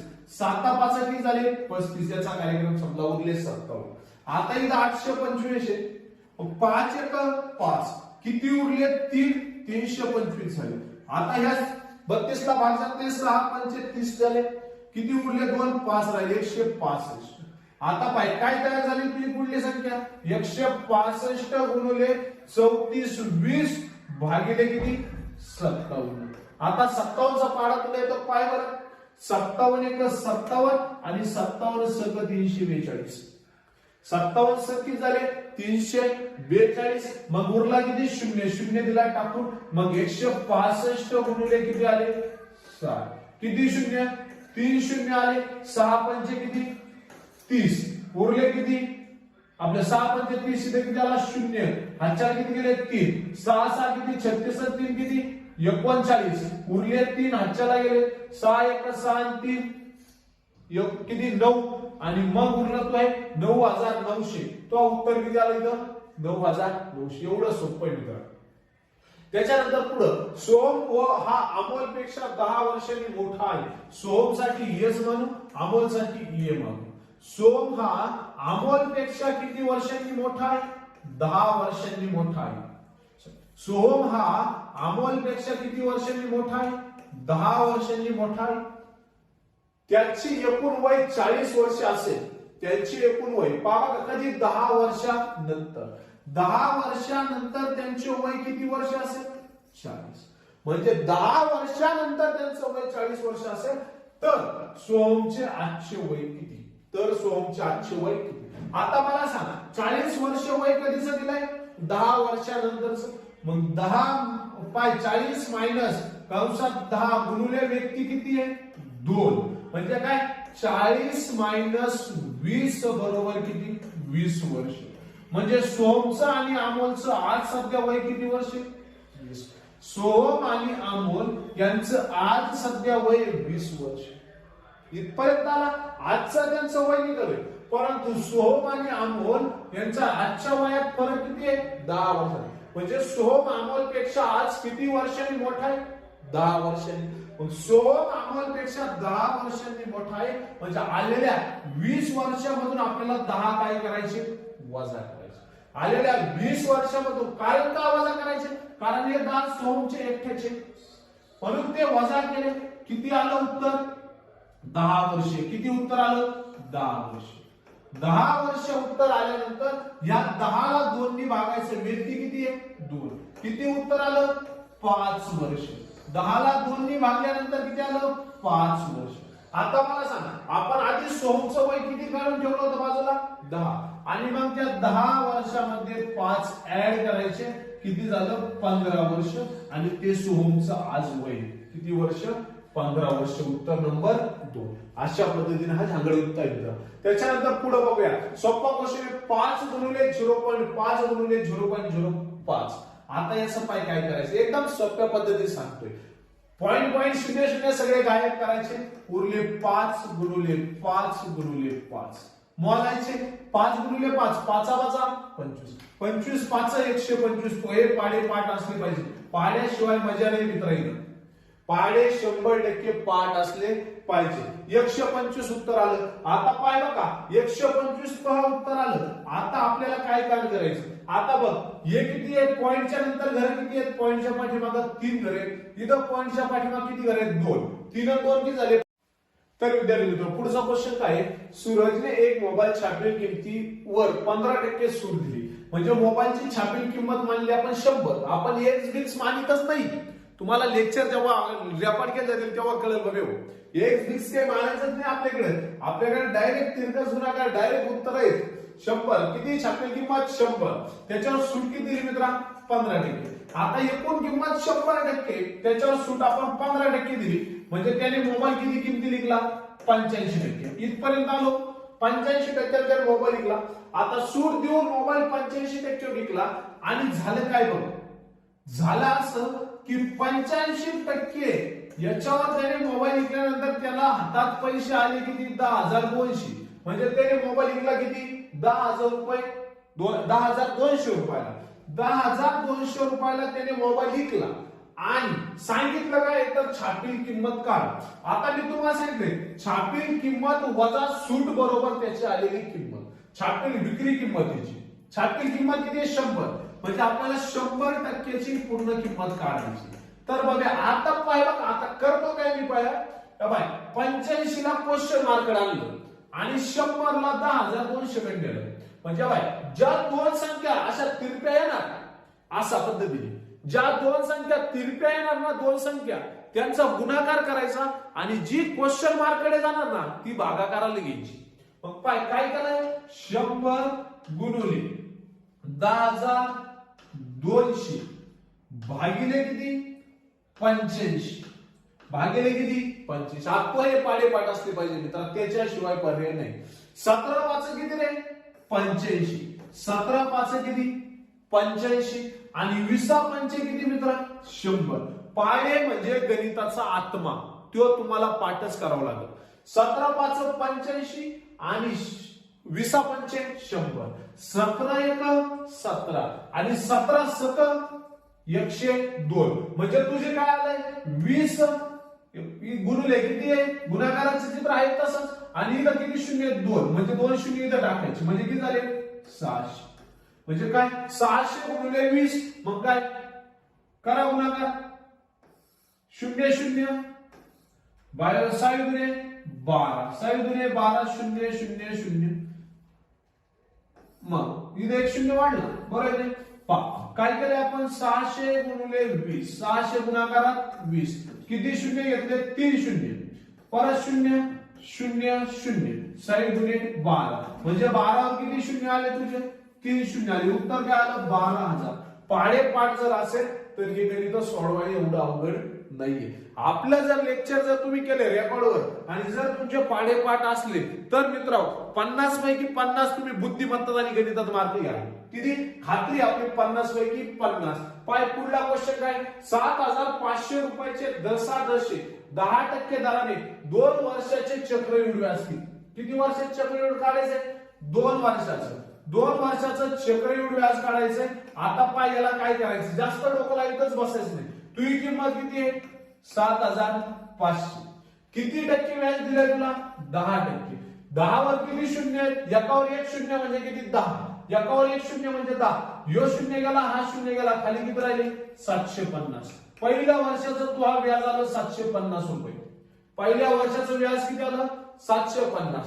त्याच्यानंतरला पुढे काय करायचं बघ 7,500 रुपयामध्ये 750 प्लस करायचं, म्हणजे दुसऱ्या वर्षाचं व्याज निघालं किती आलं 0 5 7 5 12, 7 5 किती 12, हातचा गेला एक किती 8,250.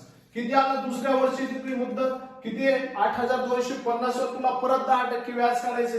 एकावर किती शून्य एक शून्य, हा शून्य गेला हा शून्य गेला, किती राहिले 825, म्हणजे दुसऱ्या वर्षी तुला व्याज किती भरायचे 825. मग पहिल्या वर्षाचं व्याज किती आहे 750, दुसऱ्या वर्षाचं व्याज किती आहे 825. 750 अधिक 825 केलं 5 7 7 7 14 1 15, किती झाले 1575. म्हणजे तुला त्या मुद्द्यावर कमीत कमी व्याज किती भरावं लागणार आहे 1575. तर पुढील गणित हे काय सोनाली व रुपाली यांच्या आजच्या वयाचे गुणोत्तर 7:1 आहे. आजच्या वयाचे गुणोत्तर किती आहे 7:1 आहे. 4 वर्षापूर्वी त्यांच्या वयाचे गुणोत्तर होते एका नवा किती 19 कधी होते 4 वर्ष. तर आजपासून 4 वर्षानंतर त्यांचे वय काढा. तर काय करायचं बघा सर्वात प्रथम किती फरक दिलाय 4 वर्षापूर्वीचा दिलाय. मग 4 त्याच्यानंतर काय बघा कंसात किती आहे शेवटचं गुणोत्तर 19 - 1 भागिले यांचा तिरकस गुणाकार करून त्यांची वजाबाकी करायची. 7 गुणिले 1 मायनस 19 गुणिले 1 अरे मग काय करायचं बघ काय 18 गुणिले 4 त्याच्यानंतर भागिले 7 किती इथं -19. मग पुढे काय 18 चोक 8 चोक 32 आणि 4 एका 18चा पाडा मला माहिती तो ह्या पाठ नाहीये. मग काय करायचं 8 एका 16 चोक 32 8 4 4 3 7 72 18 चोक किती 72 भागाकाराला किती आहे दोघांची वजा बाकी आली 12 12 1 12 24 32 36 12 12 55 12 72 किती उत्तर आलं 6 वर्ष. पाय बघा किती उत्तर आलं 6 वर्ष. 6 गुणिले काय सांगितलंय आजपासून 4 वर्षानंतर आजचं तिचं प्रमाण किती आहे 6 7 सकोण 42 वर्ष आधी किती वर्षानंतरच विचारलंय 4 बरोबर किती आलं 46 वर्ष. तो काय आलं इथं उत्तर आलं ऑप्शन नंबर 4. एवढं सोपं. खालीलपैकी एक गटात विसंगत आहे म्हणजे काय एक घटक विसंगत आहे तो ओळखा. काय गोदावरी नर्मदा कृष्णा भीमा. तर मी दिल्या नद्या आपल्याला पूर्व वाहिनी आणि पश्चिम वाहिनी माहित असल्या पाहिजे. कोणती नदी पूर्व वाहिनी कोणती नदी काय पश्चिम वाहिनी. तर गोदावरी नदी पूर्व वाहिनी. गोदावरी नदीचा उगम नाशिक जिल्ह्यातील त्र्यंबकेश्वर तालुक्यात ब्रह्मगिरी टेकड्यांवर ब्रह्मदेवाला जाता आपटल्यानंतर झाला. कृष्णा नदी पूर्व वाहिनी महाबळेश्वरला. भीमाशंकर येथे उगम पावली. भीमा नदी पूर्व वाहिनी पश्चिम वाहिनी नदी अमरकंटक येथे उगम पावलेली नर्मदा नदी महाराष्ट्रातील फक्त नंदुरबार जिल्ह्यातून 54 किलोमीटर जाते. सातपुडा पर्वत रांगेत उगम पावली ती पश्चिम वाहिनी. विसंगत घटक काय आला नर्मदा नदी 2 नंबरचं उत्तर. त्याच्यानंतर पुढचा सोपा क्वेश्चन आहे काय बॉडमास वापरायचे 24 अधिक कंसात 40 भागिले 8 अधिक 15 बरोबर क्वेश्चन मार्क. आता काय 24 अधिक किती 40 भागिले किती 8 8 पंचे किती 40 अधिक किती 15 8 45 अधिक 15 15 दुने 20 आणि 24 किती 26. तर 8 पंचे किती झाले 40 म्हणजे उरले 5. 24 अधिक 5 बरोबर किती 44. याचं उत्तर किती आहे 3 नंबरचं. त्याच्यानंतर पुढे किती आहे रुपाली 53% गुणांनी उत्तीर्ण झाली. किती टक्के गुणांनी उत्तीर्ण झाली 53% गुणांनी उत्तीर्ण झाली. 371 गुण प्राप्त झाले. तिला एकूण मार्क किती आहे 371 मार्क आहे. मग 53% पडले 371 मार्क म्हणजे 53 बरोबर किती 371 तर 100 बरोबर किती परस्पर गुणाकार 100 गुणिले 375 300 आपल्याला 71 100 गुणिले 300 किती 71 भागिले किती 53 100 गुणिले 371 भागिले किती झाले 53 आले. 53 गुणांनी काय झाले तुला प्राप्त झाले आहे. तर परीक्षेत किती मार्क मिळाले 53 1 53 53 1 53 53 7 53 7 371 म्हणजे 100 गुणिले किती आलं 7 100 गुणिले 7 बरोबर किती मार्क पडले 700 मार्क पडले मित्रांनो. तिला आपले किती 700 मार्क असते सगळा होता पेपर होता. 1 GB म्हणजे सगळ्यांना माहिती 1024 काय MB असतं. एका सांकेतिक भाषेत PLA2 काय PLATO बरोबर काय म्हटलंय 35204. तर काय काढायचंय 043 काढायचंय. मग पाय 4 पुढे शेवटला आहे म्हणजे शेवटला 4 आहे. मग काय 4 बरोबर शेवटला काय O 4 बरोबर किती O. त्याच्यानंतर 3 पुढे 1 नंबरला आहे P बरोबर किती आहे 3 म्हणजे 3 बरोबर किती P आणि 0 पुढे 0 बाय पुढे सेकंड लास्टला इथं 0 आहे आणि इथं काय T आहे. 0 बरोबर काय T तो काय T 4 बरोबर काय O आणि 3 बरोबर काय P TOP तो उत्तर आहे 2 नंबर. एकदम सोपा क्वेश्चन. 2 अधिक 4 अधिक 6 अधिक 8 म्हणजे काय समसंख्यांची बेरीज दिली.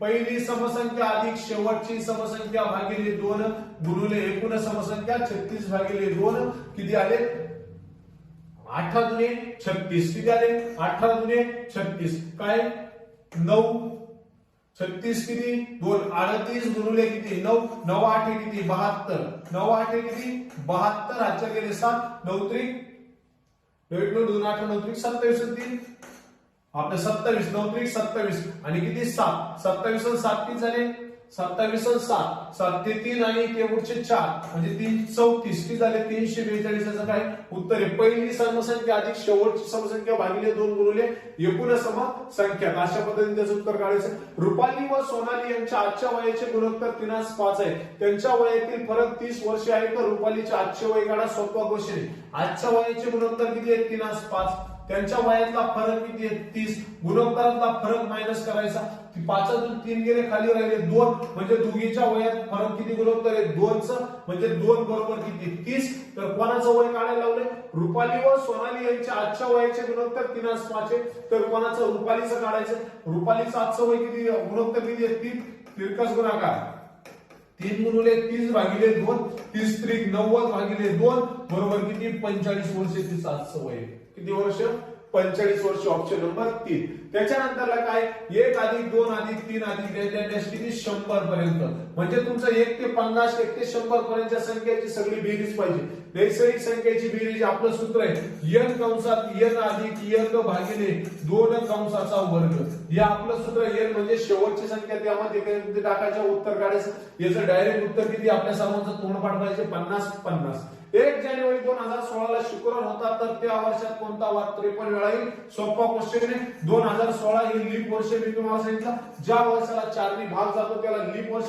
4 × 5 = 20, 4 × 16, 4 × 16 मध्ये काय 0. ओके. तर मित्रांनो याला लीप वर्ष आहे. 2016 हे काय लीप वर्ष आहे. लीप वर्षामध्ये 1 तारखेचा, 1 तारीख 1 जानेवारी आणि 2 जानेवारी, 1 तारीख आणि 2 तारखेचा, 1 तारखेचा आणि 1 जानेवारी 2 जानेवारी, हे 1 आणि 2 तारखेचे वार लीप वर्षामध्ये 53 वेळेस येतात. 1 तारखेचा आणि 2 तारखेचा वार लीप वर्षात 53 वेळेस येतात. बाकीचे सर्व वार लीप वर्षामध्ये 52 वेळेस येतात. वर्षात आठवडे किती असतात, 52. साधारण वर्षामध्ये 1 जानेवारीचा वार 53 वेळा येतो, पण लीप वर्षामध्ये 1 आणि 2 जानेवारीचा वार किती वेळेस येतो, 53 वेळेस येतो. हे आपल्याला माहित असलं पाहिजे. आणि मग 1 जानेवारी 2016 ला जर शुक्रवार असेल, तर 2 जानेवारी 2016 ला शनिवार होता, तर शनिवार वार सुद्धा काय वेळा असला 53 वेळेस. शुक्रवार ऑप्शन होता, शनिवार होता, आपलं उत्तर आलं. एक वस्तूची छापील किंमत 1850 रुपये, दुकानदाराने 1702 रुपयाला विकली, तर दुकानदाराने किती टक्के तोट्याने विकली. तर 1805 किती 50 बरोबर किती 100% होतं. तर 1702 रुपयाला विकली, क्वेश्चन मार्क, तिरपस गुणाकार काय 1850 गुणिले आपलं सॉरी किती 1702 गुणाकारात 100 भागिले किती 17, 1850 भागिले किती 1850, 00 कॅन्सल झाला, 00 कॅन्सल झाला, 5 त्रिक 15 राहिले 7 × 5 = 35 आणि इथे किती 10 2 राहिले 57 आणि 57 डायरेक्ट आपलं किती 37 ने डायरेक्ट 1702 ला भाग जातोय. 57 ने डायरेक्ट 1702 ला भाग गेल्यानंतर 1702 भागिले किती 57 आपले 37, 1702 भागिले किती 37, 37 आणि 37 चोक म्हणजे 37 17 170, 37 चोक म्हणजे डायरेक्ट किती येतील बघा 46. 37 चोक किती येतील आपल्याला 37 46 गुणाकार केला आपलं उत्तर किती यायला पाहिजे 1702. म्हणजे किती 46 आणि ते किती आले 2. म्हणजे काय 46 गुणिले 2 बरोबर किती झाले 6 × 12 आणि ते 8 म्हणजे 92 झाले. म्हणजे त्याने ती वस्तू केवढ्या विकली 92% विकली. म्हणजे किती 1702 म्हणजे 92% आलं आणि मग 100 मधून 92% मायनस झालं म्हणजे किती उत्तर आलं 8%. ओके. रेकॉर्डेड मध्ये आपण सगळेच पार बेसिक पासून गणित घेणार आहेत. 169 गुणिले 81 13,689 13.689 भागाकार 6. सोपं गणित होतं काय 13.689 भागाकार 16.9. आता इथे किती 81 दिसते आपल्याला. म्हणजे आपल्याला 100% माहिती याचं उत्तर किती आहे 81 असायला पाहिजे. तर काय करायचं पॉइंट किती पॉइंट आहे तिथं पॉइंट नंतर एक घरी इथं पॉइंट नंतर 3 घर आहेत. एक घर कॅन्सल करायचं किती आलं 81. म्हणजे आपलं उत्तर काय येईल 0 पॉइंट नंतर किती झालं 81. ओके. त्याच्यानंतर पुढे 80 20 20 40 सीटी किती ए म्हणजे 1 गुणिले किती 1 गुणिले टी म्हणजे किती 20 उत्तर आलं 1 गुणिले किती 20. त्याच्यानंतर बी म्हणजे 2 आणि टी म्हणजे 20 गुणिले 2 40, सी म्हणजे 3 टी म्हणजे 20 त्रिक 60. याचं उत्तर काय 60. एबीसीडी या पद्धतीने आपल्याला त्याच्यावर क्वेश्चन. तर पुढील क्वेश्चन काय एका संख्येतून 10% वजा करून त्यानंतर त्यातून नंतर म्हणजे 10% वजा केली आणि त्यानंतर त्यातून 20% वजा केल्यास 3600 रुपये शिल्लक राहतात, तर ती संख्या कोणती? आता आपण ऑप्शन वरून डायरेक्ट उत्तर काढू. पहिलं ऑप्शन किती आहे? 5000. 5000 तो आपण 10% वजा केली. 5000 भागिले 100. दुसरी पण स्टेप आहे, ही पण आहे, ही सोपी. चला 5000 भागिले 100 म्हणजे किती आले? 5000 भागिले 100 गुणिले किती? 10. इथं काय राहिले? 500. किती राहिले? 500 राहिले. 4500. 5000 4500 गेले भागिले 100 गुणिले किती? 20. 0 0 0 0 कॅन्सल. 450 गुणिले 900 म्हणजे परत 4500 तो 900 गेले. खाली किती राहिले? 3600. म्हणजे आपले योग्य उत्तर काय? 5000. दुसरी काय? 5000 गुणिले 90 भागिले 100 गुणिले 80 भागिले 100. त्याच्यातून सुद्धा किती येतात? आपले 3600 गुणिले 100 अशा पद्धतीने त्यातून सुद्धा आपल्याला उत्तर काढता येतं. विसंगत घटक ओळखा. ज्वारी, भात, गहू, मोहरी याला पासून तेल तयार करते, बाकी सगळं भरडा धान्य.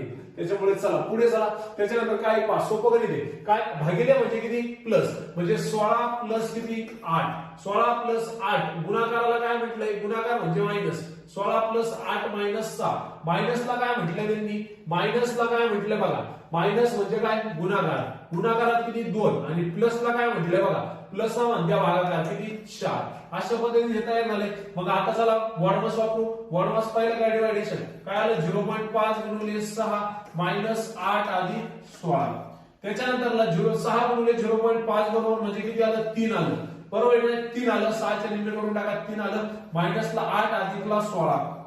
16 अधिक 8 झाले. 8 दुने 16 8 त्रिक 24. 24 मायनस किती? 3. 24 मायनस किती आलं? 3. तिथं काय? 16 अधिक 8 मायनस 3. 24 मायनस 3 किती? 21. म्हणजे योग्य उत्तर काय? 21. असं एक क्वेश्चन 100% पोलीस भरतीला असतो. संख्या मालिका पूर्ण करा. 27 64 125. 3चा घन 2700. 4चा घन 3400. आपलं 64. 4चा घन किती? 64. 5चा घन 125. म्हणजे आपल्याला पोलीस भरतीचा अभ्यास करत असताना 30 पर्यंत वर्ग, 30 पर्यंत घन पाठ असले पाहिजे. आणि 6चा घन 216. 6चा घन किती आहे? 216. म्हणजे उत्तर किती आहे? 216. 3चा घन, 4चा घन, 5चा घन आणि 6चा घन असा क्वेश्चन होता. त्याच्यानंतरला 3000 गुणिले 1900. 3000 गुणिले 199 अधिक मध्ये किती आहे? 300. म्हणजे 3000 गुणाकारात 199. आपलं सॉरी 300 गुणाकारात 199 जर घेतलं तर आपलं याचं योग्य उत्तर आहे किती? तर बघा 300 गुणिले गुणाकारात 199 गुणाकार करा. उत्तर येईल पहा किती? 59700. 59700 उत्तर यायला पाहिजे.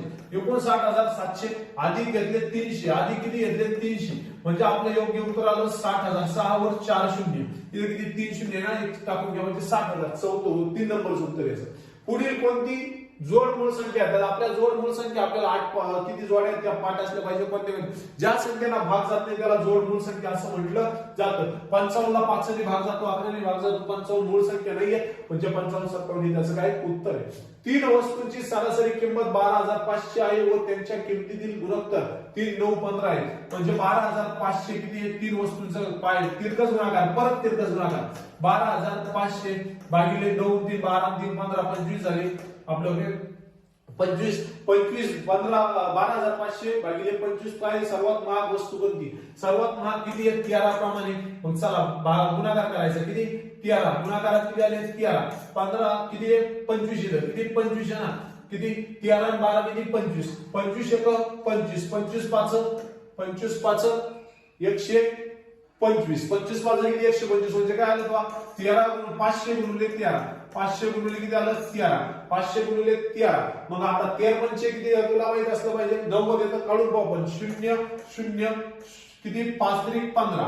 बरोबर. डबल 0 आला. 5 3 किती आलं? 15. परत 0 3 0 5 1 5 0 0 सॉरी 6 65. 13 पंचे किती? 65. म्हणजे 6500 तुझं काय इथं उत्तर आहे.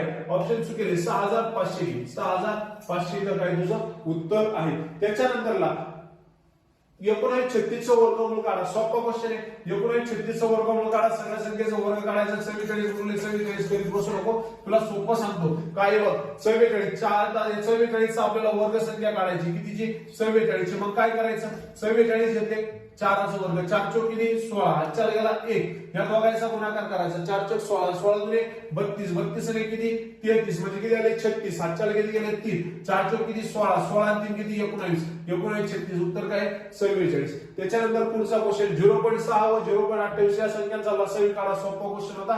पॉइंट काढून टाका. फक्त 6 आणि 28 घ्या. चला 6 ला भागू 2 ने भाग जातोय. मग किती 42 6 14 2 28 3 दुने 6 आणि 14 आपल्या 3 दुने 6 आणि 14 किती 84. 84 किती पॉइंट होते. पॉइंट 3 घरं होती. किती घरं होते 1 2 3 पॉइंट नंतर 3 घरं होते. म्हणजे 84 च्या पुढे आपल्या किती पॉइंट नंतर 3 घर आले पाहिजे. म्हणजे एक घर 2 घर आणि तिसरं घर आणि मग पॉइंट म्हणजे 0.084 काय उत्तर एकदम सोप्या पद्धतीने. त्याच्यानंतर 200 पुस्तकांची किंमत 3000 रुपये आहे तर 300 पुस्तकांची किंमत किती. 200 पुस्तकांची किंमत किती आली 3000 रुपये आली तर 300 पुस्तकांची किंमत काय लावली 2000 उत्तर देत बसशील. असं करायचं नाही. तिरकस गुणाकार करायचा आपला. काय 300 गुणिले 3000 भागिले किती आहे 200 0 0 कॅन्सल 3 3 9 उत्तर आलं 9000. उत्तर किती आलं 9000 रुपये. 4 नंबरचा आपला काय ऑप्शन. चला पुढे. त्याच्यानंतर पुढे काय क्वेश्चन होता 10% दराने 6000 रुपयाचे 2400 रुपये सरळ व्याज होण्यासाठी कोणतं व्याज काढायला लावलंय. सरळ व्याज होण्यासाठी किती वर्ष लागतील. एकदम सोपा क्वेश्चन आहे. किती तुझी किंमत आहे 6000 रुपये किंमत आहे. 6000 वर 10% जर आपण एका वर्षाचं सरळ व्याज काढलं तर 1010 गायब झाला. मी तुम्हाला सांगितलं किती उरले फक्त 600 उरले. आपले किती आहे 2400. मग डायरेक्ट 2400 भागिले 600 करून टाक. जास्त डोकं लाईन बसू नको. 2 शून्य होते 2 शून्य गेले 24 उत्तर आलं 4 वर्ष. किती वर्ष लागतील तुला 4 वर्ष लागतील. त्याच्यानंतर पुढे काय क्वेश्चन होता 15 45 972 15 45 972 या संख्येतील 4 व 7 ची स्थानिक किमतीतील फरक किती. आता 4 च्या पुढे पाय किती घरात 1 2 3 4 म्हणजे 4 च्या पुढे 4 शून्य देऊन टाक 40000 किंमत आली. त्याच्यानंतर 7 च्या पुढे किती घरे एकच घरे म्हणजे 40,000 करून 70 काय 1 शून्य मायनस झाले 0 0 गेला. इथं काय 9 होते आपले किती राहिले 10 होते 3 राहिले 9 होते 909 9 होते 909 3 39,930 उत्तर आहे. ऑप्शन नंबर 3 एकदम सोपा क्वेश्चन होता. अमोल व सोम अमोलचे वय सोमच्या वयाच्या एकाच 3 पट आहेत. सोपा क्वेश्चन म्हणजे अमोलचे वय सोमच्या वयाच्या किती एकाच 3 पट आहेत. म्हणजे अमोल जर सोम जर 1 वर्षाचा असेल तर अमोल किती वर्षाचा राहणार 3 वर्षाचा राहणार. दोघांच्या वयाची बेरीज 24 वर्ष आहे तर सोमचे आजचे वय काढा. पहा का दोघांच्या वयाची बेरीज किती आहे 24. जेव्हा दोघांच्या वयाची बेरीज 24 दिली आणि दोघांचं पट कशी आहे 3 आणि 1 आहे म्हणजे दोघांचं किती झालं 4. बेरीज किती झाली 4 आणि कोणाचं विचारलंय सोमचं. सोम किती पट आहे फक्त 1 म्हणजे 6 चौक 24 6 1 6 उत्तर आलं 6 वर्ष. एकदम सोपा क्वेश्चन होता. त्याच्यानंतर पुढे पण सोपा क्वेश्चन आहे काय सोडवायचं फक्त. चला 10.5 गुणाकारात 10.5 आहे 10.5 गुणाकारात 10.5 गेलं 5.5 5.5 5.5 5.5 म्हणजे उरलं काय 105 मायनस 2 गुणिले 5.5 मग काय 103 गुणिले किती 5.5 पॉईंट काढून टाक उत्तर काढ आणि मग आपल्या ऑप्शन मध्ये बसतच नाही. आपलं ऑप्शन काय राहणार यापैकी नाही. एकदम सोपा होता. ओके. त्याच्यानंतर पुढे पाय सोपा क्वेश्चन आहे. खुर्ची व टेबल यांच्या किमतीचे गुणोत्तर 3 7 आहे. टेबलची किंमत किती आहे 441. खुर्चीचं गुणोत्तर किती आहे 3. टेबलचं गुणोत्तर किती आहे 7. म्हणजे काय टेबलची किंमत दिली 7 बरोबर 441 तर 3 बरोबर क्वेश्चन मार्क तिरकस गुणाकार 3 गुणिले 441 भागिले किती 7 भागिले किती 7 7 1 7 7 सकून किती 42 उरले 2 7 3 21 63 गुणिले 3 साहित्य किती 3 3 9 3 3 9 साहित्य 18 किती 189. एकदम सोपा क्वेश्चन होता. किती उत्तर आहे 189. साधारण व्यक्तीच्या हृदयाचे एका मिनिटाला किती ठोके पडतात आपल्या सर्वांना माहिती आहे. साधारण व्यक्तीच्या हृदयाचे 1 मिनिटाला 72 ठोके पडतात. सर्वात मोठं हृदय जिराफचं असतं. सर्वात जड सर्वात लांब हृदय जिराफचं असतं. सर्वात मोठं हृदय देव माशाचं असतं. माणसाच्या हृदयाला 4 कप्पे असतात. शीत प्राण्यांचं हृदय काय आपण जे म्हणतो जे प्राणी कुठे राहतात पाण्यात राहतात. जे प्राणी आपण उभयचर म्हणतो म्हणजे पाण्यात आणि इकडे दुईकडे राहतात त्यांचं काय असतं शीत रक्ताचं हृदय असतं. असं ते आपल्याला माहित असलं पाहिजे. लहान मुलाच्या हृदयाचे 150 ठोके सर्वात जास्त. जो प्राणी सर्वात छोटा असेल त्याचे हृदय ठोके जास्त. जो प्राणी सर्वात मोठा असेल त्याचे हृदय ठोके काय सर्वात कमी. 900च्या 30%च्या 30% भारी क्वेश्चन आहे. 900च्या 30%च्या परत किती 30%. 900च्या 30%च्या परत किती 30%. एकदम सोपा क्वेश्चन आहे. 9 त्रिक 27, 27 त्रिक किती 27 गुणिले 3 करायचं. मला माहिती तो हे पाडे पाहत नाही. 27 त्रिक 21, 7 गेले 2, 3 दुने 6, 2 8, उत्तर आलं 81. उत्तर किती आलं 81. पुढे एका संख्येत 45% वाढवले तर 116 होतात. तर ती संख्या कोणती? एका संख्येत किती वाढवले 45 म्हणजे 100 मध्ये 45 वाढवले 145 आलं. 145 बरोबर किती 116. तर 100 बरोबर किती तिरकस गुणाकार कर 80. उत्तर येतं पाहिजे 100 गुणिले 116 भागिले किती 145. 100 गुणिले 116 भागिले 145. 5 गुणिले 10 गेले किती 4. 9 5 45. 29 20 म्हणजे 100. 20 गुणिले 116 भागिले किती 29. सोडून बस 80. उत्तर येणार किती येणार 80. तुम्हाला तिरकस गुणाकार काढायचं मी शिकवलंय 80. उत्तर आलं. आता मराठी ग्रामरचं बघूया. मराठी ग्रामर सोपं आहे. दोन शब्द जोडताना कोणत्या विरामचिन्हाचा वापर करतात? संयोग. आपण बघा संयोग म्हणजे असं विरामचिन्ह. घरोघरी दोन शब्द जोडत असताना आपण कोणतं विरामचिन्ह वापरतो? संयोग. पृथक या शब्दाचे समानार्थी शब्द कोणता? तो हे समानार्थी शब्द सुद्धा तो हे पाठ असले पाहिजे. पृथक म्हणजे निराळा. पृथक म्हणजे काय? निराळा म्हणजे वेगळेपणा. म्हणजे काय? वेगळेपणा. सद अधिक आचार. सदाचार या शब्दाची संधी करा. आपल्याला माहित असलं पाहिजे संधी म्हणजे काय करायचंय? जोडायचंय सदाचार. पण काय सद द काय कोणती संधी आहे? व्यंजन संधी आहे. कोणती संधी आहे? व्यंजन संधी. आणि मग आपल्याला कचाट्यात काय माहित असलं पाहिजे? तर बघ सद द चा आपल्याला इथं काय करावं लागेल? त करावं लागेल. कारण द कोणाच्या गटात आहे? त च्या गटात आहे. मग सद अधिक काय? आचार. अधिक काय होणार आहे? आचार म्हणजे आंब्याचा नाही तर इथला आचार. मग काय झाला? स चा त झाला. आपला त चा द होणार. मग काय तयार होणार? सद अधिक आ जाणार. आचा फक्त आपल्याला काय घ्यायचा? काना घ्यायचा म्हणजे काय? दा. आणि मग पुढे आहे कसं? सदा चार. अशा पद्धतीने किती नंबरचं उत्तर होतं? 2 नंबरचं. त्याच्यानंतर ऑल इंडिया मुस्लिम लीगची स्थापना कधी झाली? तर मित्रांनो 30 डिसेंबर 1906 ला ढाका येथे या मुस्लिम लीगची काय झाली? स्थापना झाली. कधी? 1906 मध्ये. आता मुस्लिम लीग पुढे आता आपल्याला माहिती आहे पुढे पाकिस्तान मध्ये. खालीलपैकी कोणत्या वर्गाचा उच्चार कंठाजवळ होतो? कंठाजवळ होतो म्हणजे वरती होतो. मग आपल्याला माहित असलं पाहिजे काय? आपल्या मराठी व्याकरणात एकूण 52 वर्ण आहेत. 52 वर्णापैकी 34 व्यंजन अधिक 2 संयुक्त व्यंजन, 14 स्वर अधिक 2 स्वरादी. 14 स्वर अधिक 2 किती? स्वरादी. अशा पद्धतीने आपली वर्णमाला आहे. आणि व्यंजनाचा उच्चार करत असताना क च ट त प आपण म्हणतोय कचाट्यात पाय. कचाट्यात काय? पाय. मग हा क चा जो वर्ग आहे क ख ग घ आणि न. पाय बघा क चा वर्ग कोणता आहे? क ख ग घ. आणि त्याच्यानंतर याला काय म्हणायचं? ड म्हणायचं नाही. त्याला म्हणतो आपण न. म्हणजे 5 व्यंजने क ख ग घ आणि न. हे क ख ग घ आणि न जे व्यंजन आहे या व्यंजनांचा उच्चार करत असताना आपली जीभ वरती टाळू लागते. त्याला म्हणतो आपण काय? कंठानंतर कंठामधून त्याचा काय होतो? उच्चार निघतो. कुठून? कंठामधून त्याचा उच्चार निघतो म्हणून त्याला म्हणतो आपण क वर्गाचा उच्चार कुठून निघतो?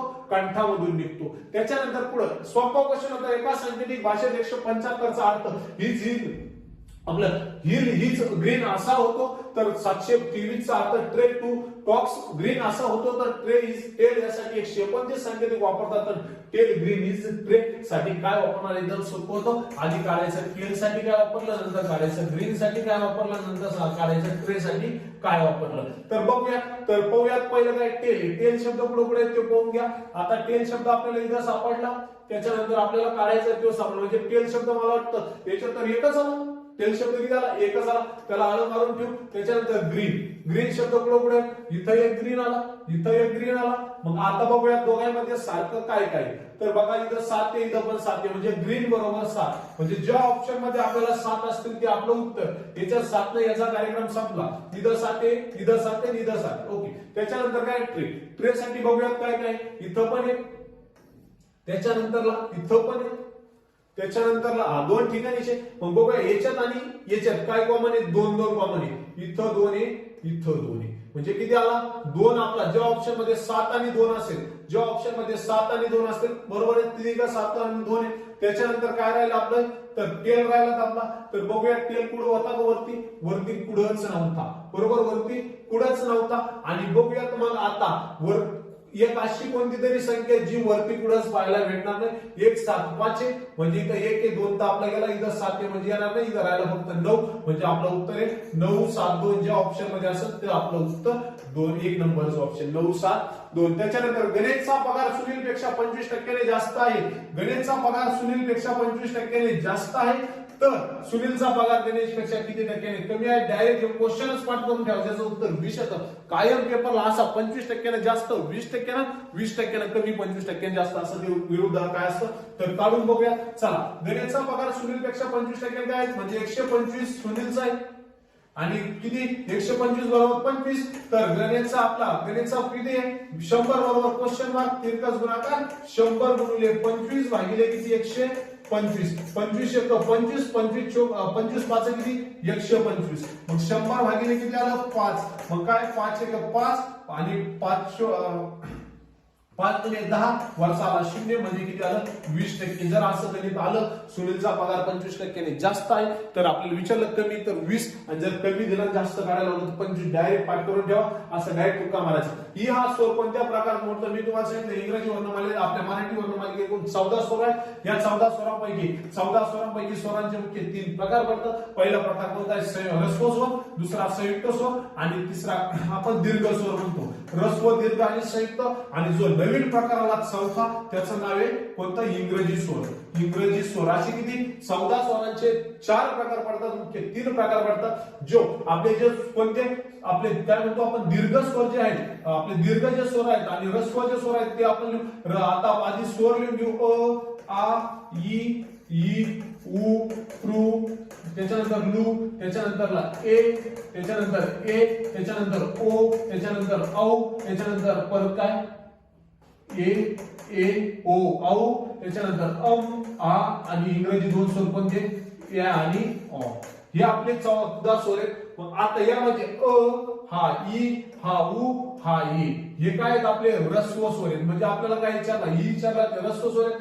आ ई रू ये रू आणि लू हे काय दीर्घ स्वर आहेत. त्याच्यानंतर संयुक्त स्वर ये ओ आणि ए हे काय इंग्रजी स्वर आहेत ते आपलं पाठ असलं पाहिजे.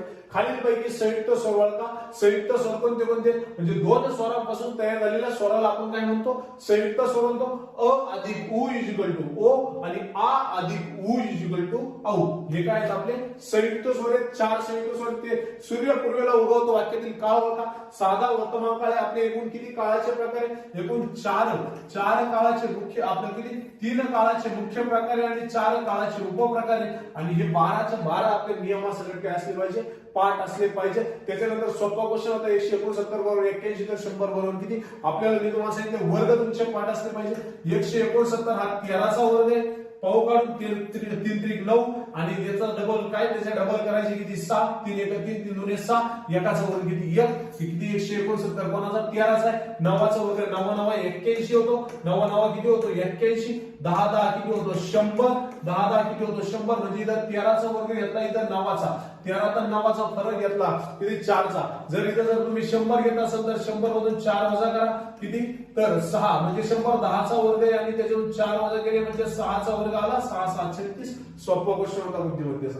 त्याच्यानंतर हे पण काय 625 वर्गमुळात 625 वर्गमुळात 169 वर्गमुळात 625 वजा वर्गमुळात 169. आता 625 हा 25 चा वर्ग हे तो हा पाठ असला पाहिजे आणि 169 13चा वर्ग आहे. मग 13 मधून 25 गेले खाली राहिले 12.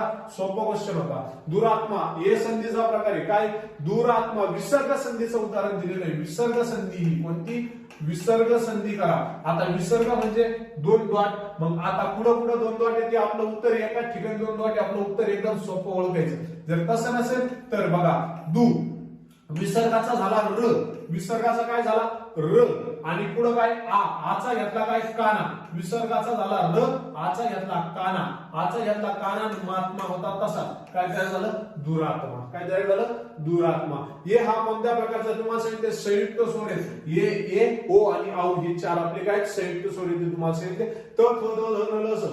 आता पाय त थ द ध त थ द ध म्हणत असताना आपली जीभ दाताला लागते. जीभ कुठे लागते दाताला म्हणून त्याला म्हणतात दंत्य व्यंजन. काय म्हणतात दंत्य व्यंजन. ते सुद्धा मी तिकडे शिकवणार आहे. ह हा सबसे बडा महाप्राण आहे. सर्वात मोठा महाप्राण ह आहे.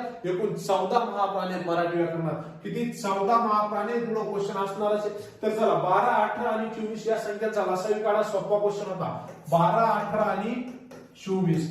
12 18 आणि 24 या संख्यांचा लसावी काढायचं एकदम सोपं होतं. 12 18 आणि 24 ला 6 ने भाग जातोय.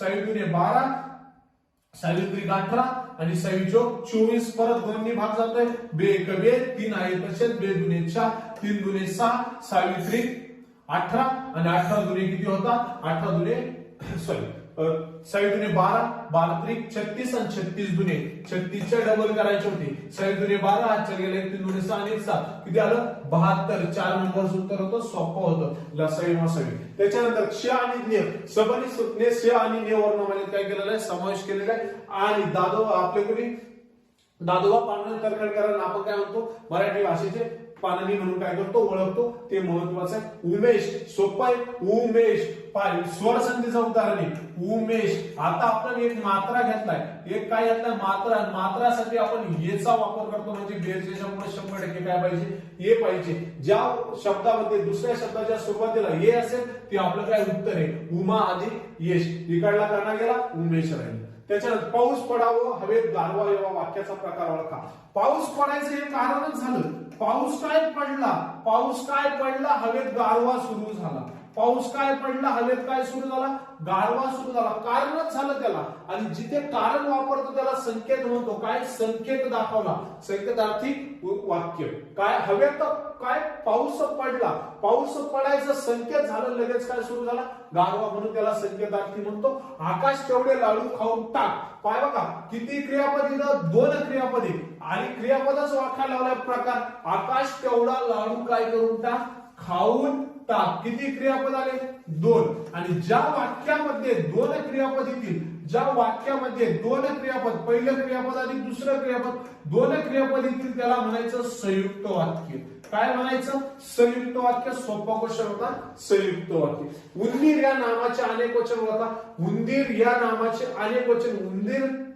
उंदीर या नामाचे अनेक वचन काय होणार आहे उंदीरच होणार आहे ओके ते उंदीर ती उंदीर अशा पद्धतीने त्याच्या मुंबईहून बाबाचे पत्र आले मुंबईहून हून आणि हून हे पंचमी विभक्तीचे काय उदाहरण आहेत ते आपल्याला माहिती आहे विभक्तीचे उदाहरण डायरेक्ट आपल्याला काय करावं लागणार आहे पाठच करावं लागणार आहे त्याच्यानंतर पुढचा क्वेश्चन होता आनंद परीक्षेत उत्तीर्ण झाला आनंद हे कोणतं नाम आहे आनंद हे विशेष एखाद्या व्यक्तीला किंवा एखाद्या घटकाला विशेष ओळख व्हावी म्हणून जे नाव दिलं जातं त्याला म्हणतात विशेष नाम सोपा क्वेश्चन होता तो पण घड्याळ या शब्दाचे लिंग ओळखा आता आपण घड्याळ पुल्लिंग म्हणजे काय ते आणि स्त्रीलिंगी म्हणजे काय ती आणि नपुंसकलिंगी म्हणजे काय ते आणि ती दोन्ही शब्द वापरतो ते घड्याळ पण म्हणतो ती घड्याळ पण म्हणतो ते घड्याळ पण म्हणतो ती घड्याळ पण म्हणतो म्हणून त्याला काय म्हणायचं नपुंसकलिंगी असे म्हणतात ब्राह्मो समाजाची स्थापना राजाराम मोहन रॉय यांनी ब्राह्मो समाजाची स्थापना केली राजाराम मोहन रॉय शाहू महाराजांच्या वतीने त्यांची पेन्शन वाढवण्यासाठी पुढे गेले ब्रिटनला गेले राजाराम मोहन रॉय हे भारतातले पहिले इंग्रजी शिकलेले व्यक्ती जे ब्रिटनला गेले क्वेश्चन पडलेला भारतातील पहिले इंग्रजी शिकलेले व्यक्ती जे ब्रिटनला गेले ते कोण राजाराम मोहन रॉय यांनी विल्यम बेंटिंगला 1928 ला सती प्रथा बंद करण्यासाठी काय केलं आयोजन केलं तेच राजाराम मोहन रॉय महात्मा ज्योतिबा फुले आणि सावित्रीबाई फुले यांनी पुण्यामधील बुधवार पेठे येथे भिडेंच्या वाड्यामध्ये मुलींसाठी 1948 ला कधी 1948 ला पहिली शाळा सुरू केली 1 जानेवारी 1948 PSI चा क्वेश्चन 1948 ला त्यांनी काय केली मुलींसाठी पहिली शिक्षण सुरू केलेले होते खालीलपैकी लेखन नियमानुसार योग्य शब्द ओळखा आता तुम्हाला पोलीस व्हायचं म्हणजे तुम्ही लिहा पोलीस कळल्या त्या पोलीस कळल्या त्या पोलीस कळल्या त्या पोलीस तर बघूया याचे योग्य शब्द आहे पो दुसरी व्यालंटी लेस काय शब्द आहे 2 नंबरचा पोलीस ओके त्याच्यानंतर पुढे मननुकूल विसर्ग संधीचं उदाहरण आहे मग बघ नो कुल अशा पद्धतीने जी संधी होते मनोनुकूल काय संधी म्हणजे काय जोडणे दिल्लीच्या तख्तावर बसलेली भारत की पहिली महिला दिल्लीच्या तख्तावर बसलेली रजिया सुलतान ही पहिली महिला म्हणून काय केली जाते ओळखली जाते क्वेश्चन वेळेस विचारलाय चांद बीबीचं जर म्हटलं तर चांद बीबी ही अहमदनगरचा किल्ला जिंकला होता चांद बीबी कुठे होती अहमदनगरचा किल्ला जिंकलेली पहिली महिला चांद बीबी आता कुतुब बेगम म्हटलं तर कुतुब बेगम ही रजिया सुलतानची आई होती रजिया सुलतानची आई कुतुब बेगम होती आणि इल्तुमिश हे रजिया सुलतानचे वडील होते अशा पद्धतीने हा क्वेश्चन होता भारी क्वेश्चन होता तृतीय विभक्तीचे अनेक वचन होता तृतीय विभक्तीचे एक वचन नेशी आहे एक वचन काय नेशी आहे पण अनेक वचन काय नेशीही ने शी ई ही तृतीय विभक्तीचे काय अनेक वचने कोणते नाम विशिष्ट व्यक्ती प्राणी वस्तू यांना दिलं जातात मी तुम्हाला सांगितलं विशेष नाम हे त्यांना दिलं जातं आत्ताच सांगितलं त्याच्यानंतर पुढं अशा पद्धतीने विद्यार्थी मित्रांनो हा आपला पोलीस भरतीचा सराव पेपर होता जर तुम्हाला आवडला असेल तर आम्हाला नक्कीच कळवा आणि ज्या विद्यार्थ्यांना आपले काय ऑनलाईन पोलीस भरती सराव पेपर कोर्स खरेदी करायचा असेल त्यांनी कॉन्टॅक्ट करा ज्यांना पोलीस भरतीचा रेकॉर्डेड बॅच खरेदी करायची असेल त्यांनी सुद्धा कॉन्टॅक्ट करा व्हिडिओ आवडला असेल लाईक करा कमेंट करा शेअर करा भेटूया पुढल्या व्हिडिओमध्ये तोपर्यंत अभ्यास करा थँक्यू